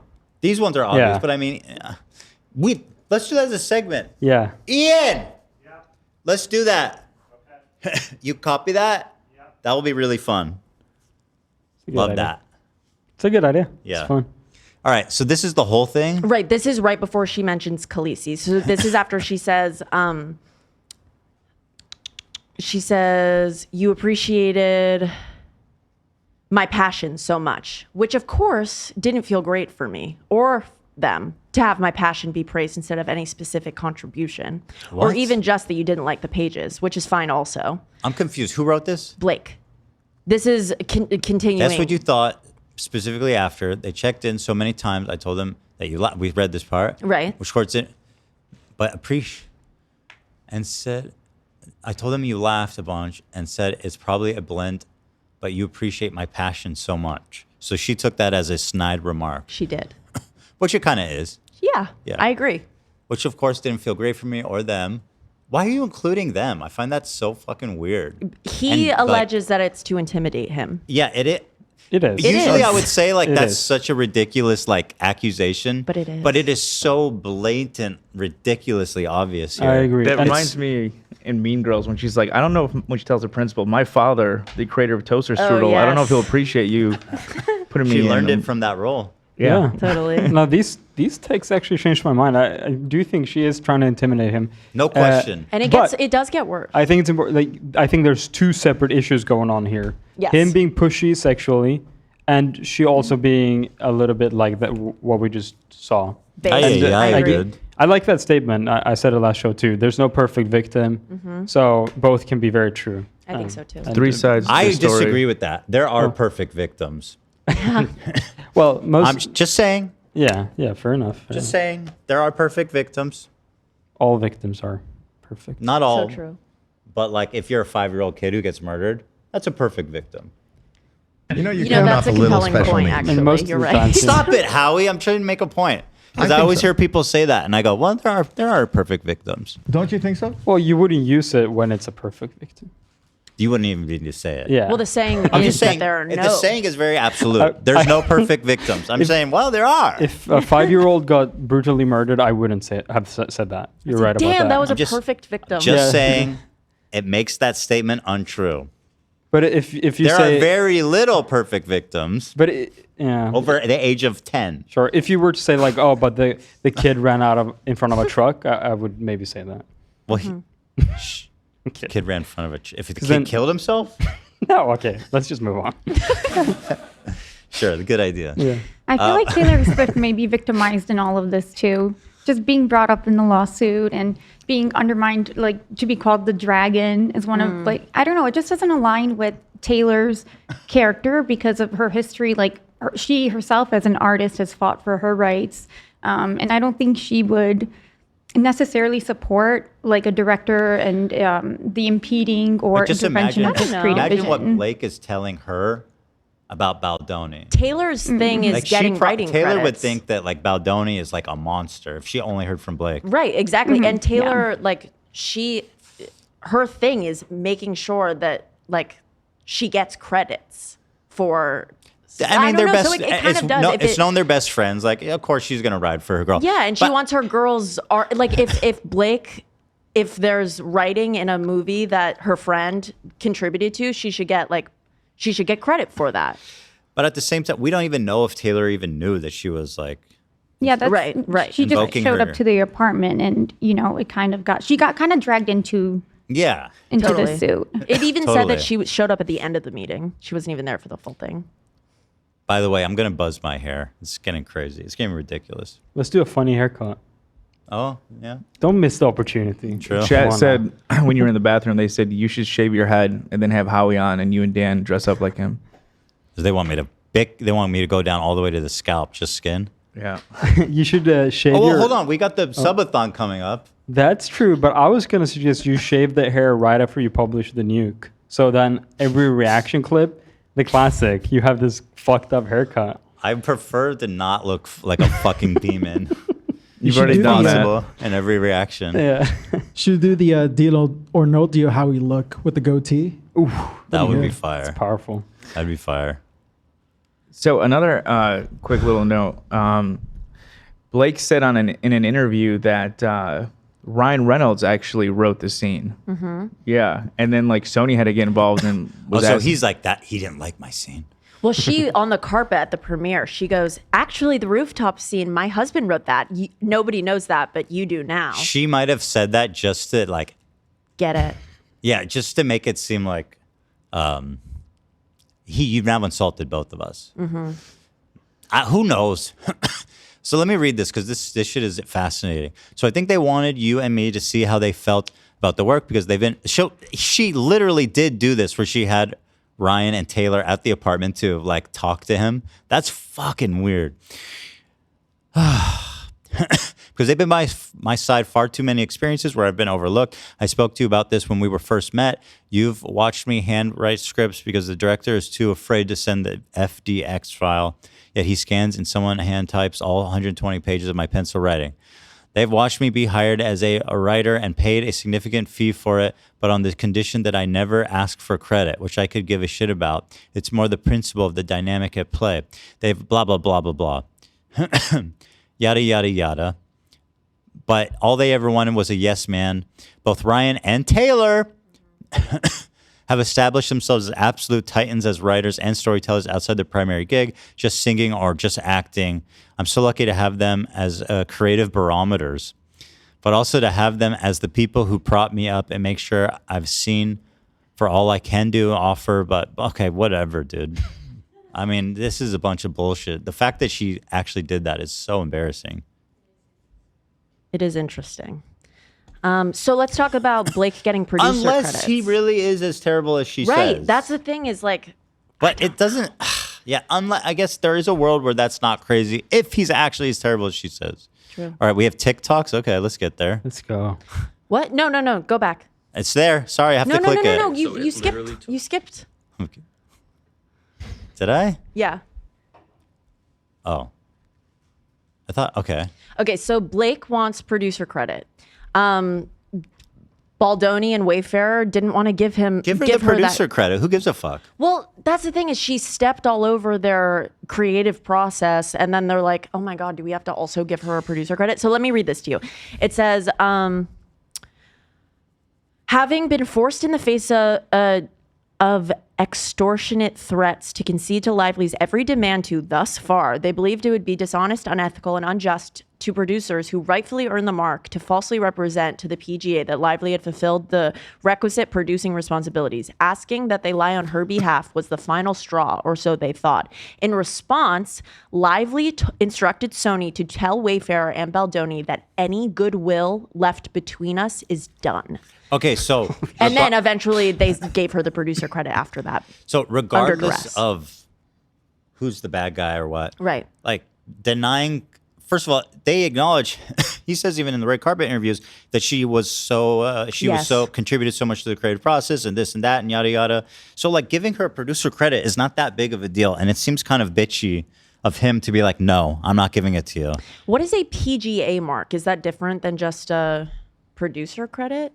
I have no clue. Dan would know. Producer Guild of Association or America or one of those. It's the union. It's producers union. Yeah, she's trying to get her resume bolstered. A TikTok I saw theorized that she wanted that because she thought that maybe this movie would earn her an Oscar or win Best Picture. That's or something, ridiculous. Which would then the producer accepts she would have an Oscar. I think she wanted it on her in her Yeah, credits that also because makes then sense too. it makes it easier to produce, to get work with other studios, to sell shit. What do you think about the quote, "Any goodwill left between us is done"? Well, I understand she'd be fucking pissed off if she's like, I want a producer credit, and he's like, no, fuck you. It's Okay, like, yes. what the hell? Understood. That's a huge diss on his part, whether it's warranted or not. So it doesn't surprise me at all that she would say that. In fact, I can see where she's coming from. Yeah, it's severe language. Yeah, definitely. Well, It's a severe situation. If you're denying her producer credit, well, she came in as an actor, right? I don't know. I came in as an actor, know. yes. Mhm. I genuinely have no idea. He says at some point, like, she was overstepping the obligations of her contract. Mm-hmm. I think also somewhere, like, they elaborated that he was okay with that.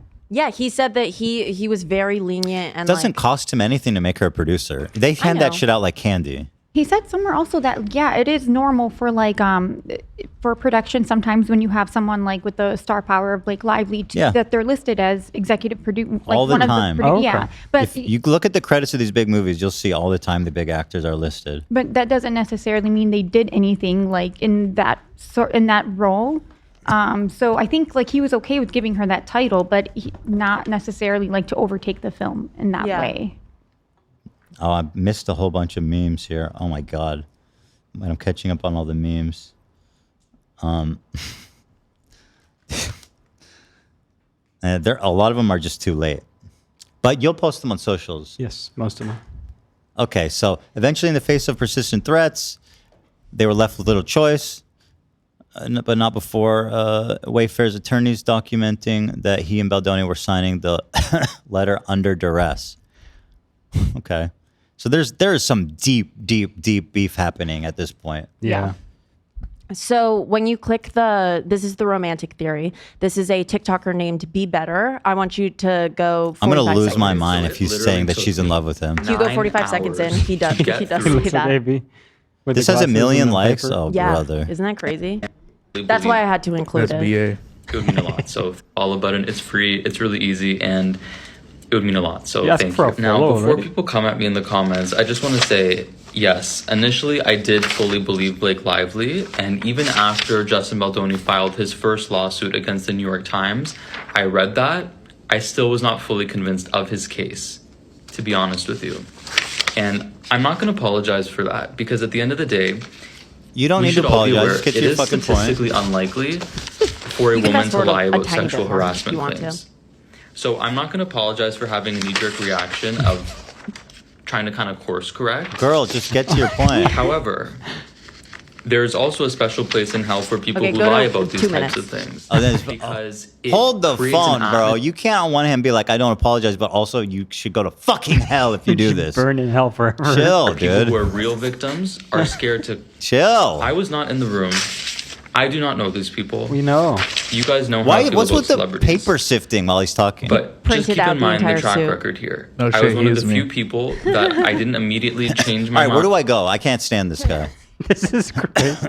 What an interesting little. No, don't add 2 minutes. Go to 2 minutes. It's not that I can't stand him. He might be a great creator. It's just that we have very little time, and he's yapping. I was with Tristan Tate. Okay, and I'll do it. we I'll were do drinking, it. I just right? wanted to give him credit because I'll play it. I went to 2 minutes. Solitary thing that Blake Lively said. It was crazy. Everything. So unless Blake Lively has some massive smoking gun, like a video of Justin Baldoni harassing her or doing something terrible, I am terrified for her and Ryan Reynolds' reputation, because if this goes to court, it could be the end of them. The end of them forever, because I'm sorry, it's taking they a seem minute. like terrible, terrible people. Where's so the after love reading the romance first 2 lawsuits and going through them line by line, there was still one question for me This, that wasn't now. adding up, which is, how did this seemingly normal friendship and working relationship between Justin and Blake turn sour so dramatically and escalate? that is the most like, this dude just, he's got a few more papers. this dude he Listen, of course, it makes perfect sense. They're working professionals who have creative disagreements. That's how all these fucking bands break up. All these people, they fucking hate each other. Look at all the famous rock bands that are broken up and hate each other and won't even talk to each other. This happens all the time when creative differences. Like, it's not a rocket science. Like, I don't even understand how we can even make that point without, like, I just, okay. Yeah. To the point of such intense hatred between the two. And after Concluding the only way that could happen is she's in love with him is fucking psychotic. in this lawsuit, I think we found that answer. I truly, wholeheartedly believe that the only explanation to this is that there was some type of underlying flirtation happening between the two. Oh, I believe that gosh. someone developed feelings for the other. Oh, God. Ryan Reynolds sensed this, discovered this in some way, because this is the only explanation for me as to why he would be so bent on absolutely destroying this individual's life. No, it's not. I'd like to remind you guys that What the fuck? This has 1 million likes? This is dumb. I hate it. I hate it. It's so dumb. Coming off a They do bring up the the fact that Blake and Ryan apparently met on set of the Green Lantern and they both like cheated on their partners. No, that was cursed from the beginning. But like, I don't know, jumping to that brash of a conclusion is his logic is that of someone who was born yesterday. Like that's the only explanation. Like, what are we talking about? No, it's not. Yeah. And if Ryan is having this incredible beef with this guy, it makes all the sense in the world that her husband would want to ride for her. Like, what the fuck are we talking about here, dude? Yeah, I feel like it's like Blake Lively.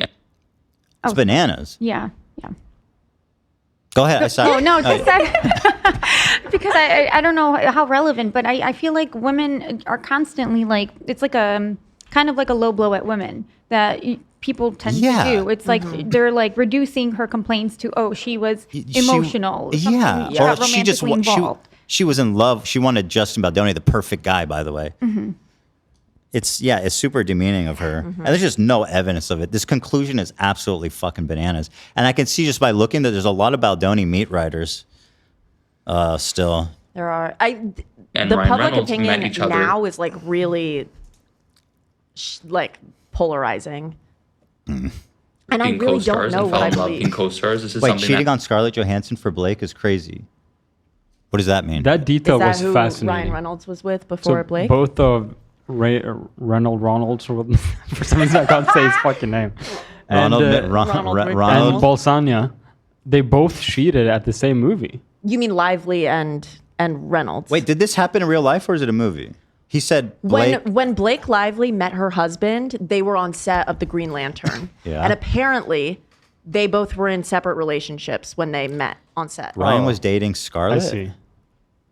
But did they cheat? Does anyone know if that's real? I think it's just speculated that they cheated. People speculate. Okay, that people they make a both lot cheated. of assumptions these days. I'm I seeing. think it's a fair assumption because that's where they met and they flirted a lot. No, you could apparently. meet and then you're like, I'm interested in this person, and then you break up with your significant other, which is like the mature and right thing to do. I think so. I didn't look into If that they've been drama dating a few specifically. months, you know what I mean? And then they're like, oh, I just met this person who's like incredible. So you break up and then you go pursue. He was married to Scarlett Johansson. He was married to her, then they cheated. Yeah, he 100% cheated. They were for married sure from cheated. 2008 to 2011. Wait, they were married? What the hell? Yeah, they cheated. Okay, good. We're on the same page. He's a now. scoundrel. All What a right. scoundrel that dude is. We're almost done. Do they have kids? Scarlett and Scarlett and Ryan? him? I don't think so, no. Okay. Because cheating when you have kids, you're like cheating on your kids too. I feel like it's even worse. That happens very often because you're in close quarters with someone. All the actors are good looking. You're simulating sex and kissing with somebody. Feelings can occur. We can stop This watching. is also Yeah. how Blake Lively. This guy, I hate. I don't want to be too strong. I hate him, but I hate his point. Okay, it's dumb You as hate hell. the conclusion he came Yeah, to. it's so stupid. I can't believe how many people made it through that 3-minute like disclaimer intro. How like people on TikTok has A million likes. Yeah. So it must be like probably 10 million views. What? Yeah, I started saying it as a joke, but now I really wonder if the papers help. Like, I should try making Yeah. a video like that where I don't say anything for 3 minutes, but I just keep sifting through the papers. Yeah, you gotta take your glasses off and Yeah, hold them take and glasses twirl off. them a little bit. Yeah, yeah. I think they're fucking. There you go. Yeah. Yeah. Yep. Million views. We have 2 slides left. I didn't know that Ryan was a cheater. That changes my everything a little bit. I mean, I already disliked him, but that really is Yeah. low character shit. According to Google, it says that there's no concrete evidence that he cheated on her, but timeline-wise. Yeah, we know. They were married. So 2 quick updates.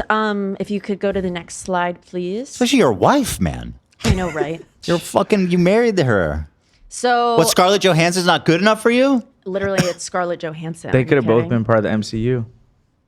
That would have been Like, magic. Lively's not in the MCU. Lame. Right. This part.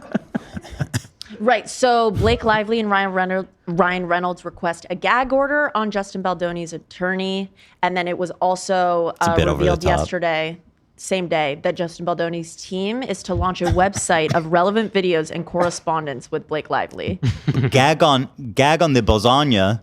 That's what they're saying. Oh, They're yeah. saying Gag on these Balzanias. That's giving a Gag little on bit. these Yeah. A gag order seems ridiculous. He's talking too much. Justin's launching a website. Okay, that's okay. Wow, he's fighting back. Okay, that's it. That's Yeah. petty. Okay, so That's what we know for my now. take is basically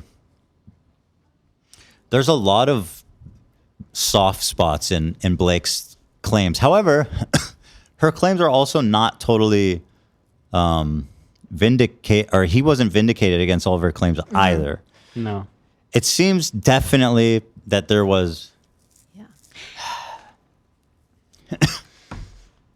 I'd say there's more proof of his wrongdoing than her wrongdoing.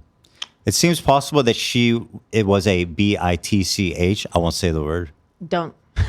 You know. Mm-hmm. And Well, and then the coercing with Ryan and Taylor. But again, there is a world where that makes sense. I'm still leaning Blake Yeah. as a day one Balzania hater. I can't believe I'm saying this. I think I might be leaning towards the balls. I really don't Let's know. do a poll because I'm curious where people. Well, If it I wasn't think for the there's more sex- more I'm sorry, go proof ahead. that she did wrong, but the lesser proof we have of him doing wrong is way more severe because that's some crazy What did she shit. do wrong? What's the proof? Well, that she- the Well, we allegation for her is just that she was being annoying. Yeah. And yeah, she Literally. seemed very annoying. Which is fine. But it's not a big deal. I mean, she's Who an actor. I cares bet at a the lot end of of the actors day? are annoying to work with. Exactly. Well, So that's not a big deal. Well, and also Well, taking over his film the or- 30-point document. If she faked that, that's Yeah. insane. Yeah. And then there was another thing she said. Her characterization of that scene, I don't think was a big problem because all that she said did happen. It did happen. Yeah.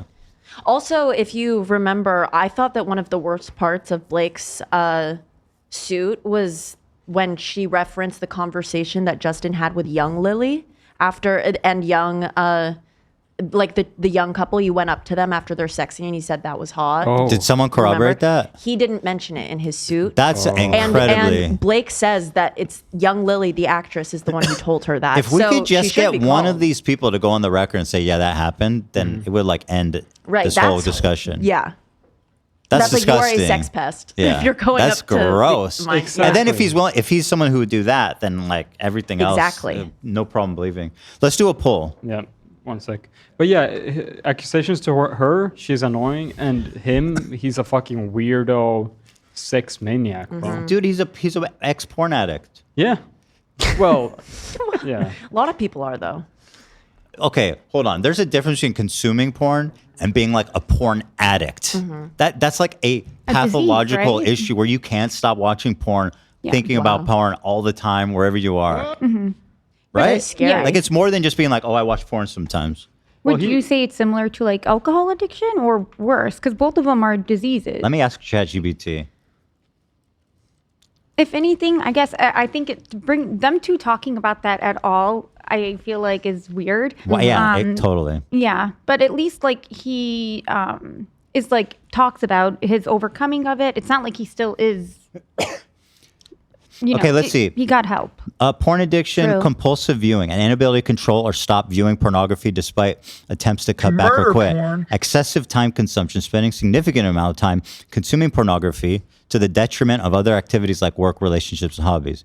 Increasing tolerance, needing to view more extreme or prolonged content to achieve the same level of satisfaction. Failure to fulfill obligations, neglecting personal, professional, or academic responsibilities due to time viewing pornography. Emotional symptoms, guilt or shame, mood regulations, using pornography as a way to escape stress, anxiety, depression, or other things can cause emotional issues. Interpersonal syndromes, isolation, because you're watching porn all the time. Relationship strains, physical and physiological symptoms, erectile dysfunction, loss of interest in real life intimacy, dependence symptoms, withdrawal symptoms, feeling restless, irritable when you're not watching porn or when you don't have access, preoccupation, thinking about the next porn, planning on watching the next porn, escalation of content, seeking more extreme or unconventional forms. When to seek help. If pornography use is interfering with daily life, causing distress or damaging relationships, it may be time to seek support from a mental health professional. I mean, it's pretty serious. Yeah, but it's like any addiction. It's not voluntary. It's just something. Well, It's a disease. Addictions are real fucking nasty, ugly shit. Yeah. On the topic of young Lily, he doesn't talk about that exact instance. He doesn't reference it. He does.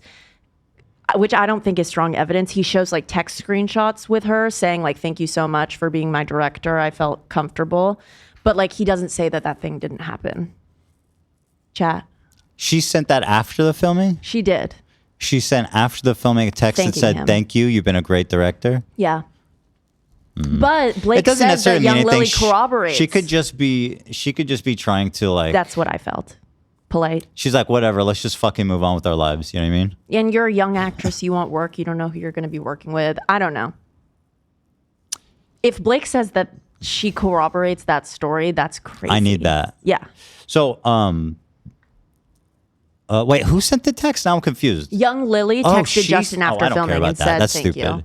And chat was like, "No, he proved it wrong by showing the text." And I was like, "I don't think that means nothing." Meaningless. Yeah. Meaningless. We're on the same page. Who do you mostly side with? 52% just changed. 53% teetering. Blake Lively.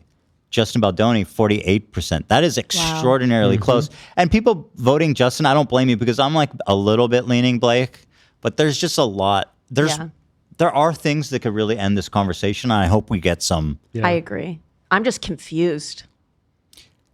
There's a lot more that could, like, I don't know what more can come out against Blake. Mm-hmm. There's a lot more that can come out against Balzania. Agree. Yeah, and again, the severity of the accusation to her is not that bad. No. She's annoying. That's it. Yeah. She's Khaleesi. Cringe. Yeah, exactly. We need to hear from other people who are on set. We don't need to hear from Tay about this. No, thanks. All right, I got to run. We went long, but it was so much fun. I love this story. I love these. Thank you, Olivia. Of course, thank you. That was great. Well done. Well put together. I love these. Thank you. These don't come around often. These really juicy. It's true. And thank you, Lena and AB, they helped me a lot. Cheers. You did great, Olive. Thank you. I'm sure another PowerPoint will be forthcoming. I also think so. Ooh, a lot is going to drop when the legal proceedings start to happen and they bring in the evidence. It's going to be what crazy. if they televise? Do you think they'll televise the I don't know. court? I mean, just ASAP Rocky, they're going to be televising his, so maybe the judge will be open to televising this too. I wonder if it goes to court, if I can televise Cav. That'd be I would love that. That'd be good content. Yeah, that'd be cool. If you can't, we got to reenact it all. They did that with the MJ case. For what? His second trial, because it wasn't. Oh, they reenacted the whole trial? Reacted it like as it was going on. Yeah, that's crazy. So anyway, that's that. Tomorrow is the member stream. I will once again be handing the torch to my beloved crew members. Dan will be here tomorrow, and you guys will have another great, fun crew episode because I will be at home putting the final touches on what people have described as the opus, the Odyssey. Homer read this script and cried. He only dreamt of covering something so thoroughly and epic. Wow. So surely you won't be disappointed with my building it up like that. All right, everybody. Thanks for watching. Love you so much. See you next time. You're so very special. Always more special. But I'm a creep. I'm loving you. What the hell?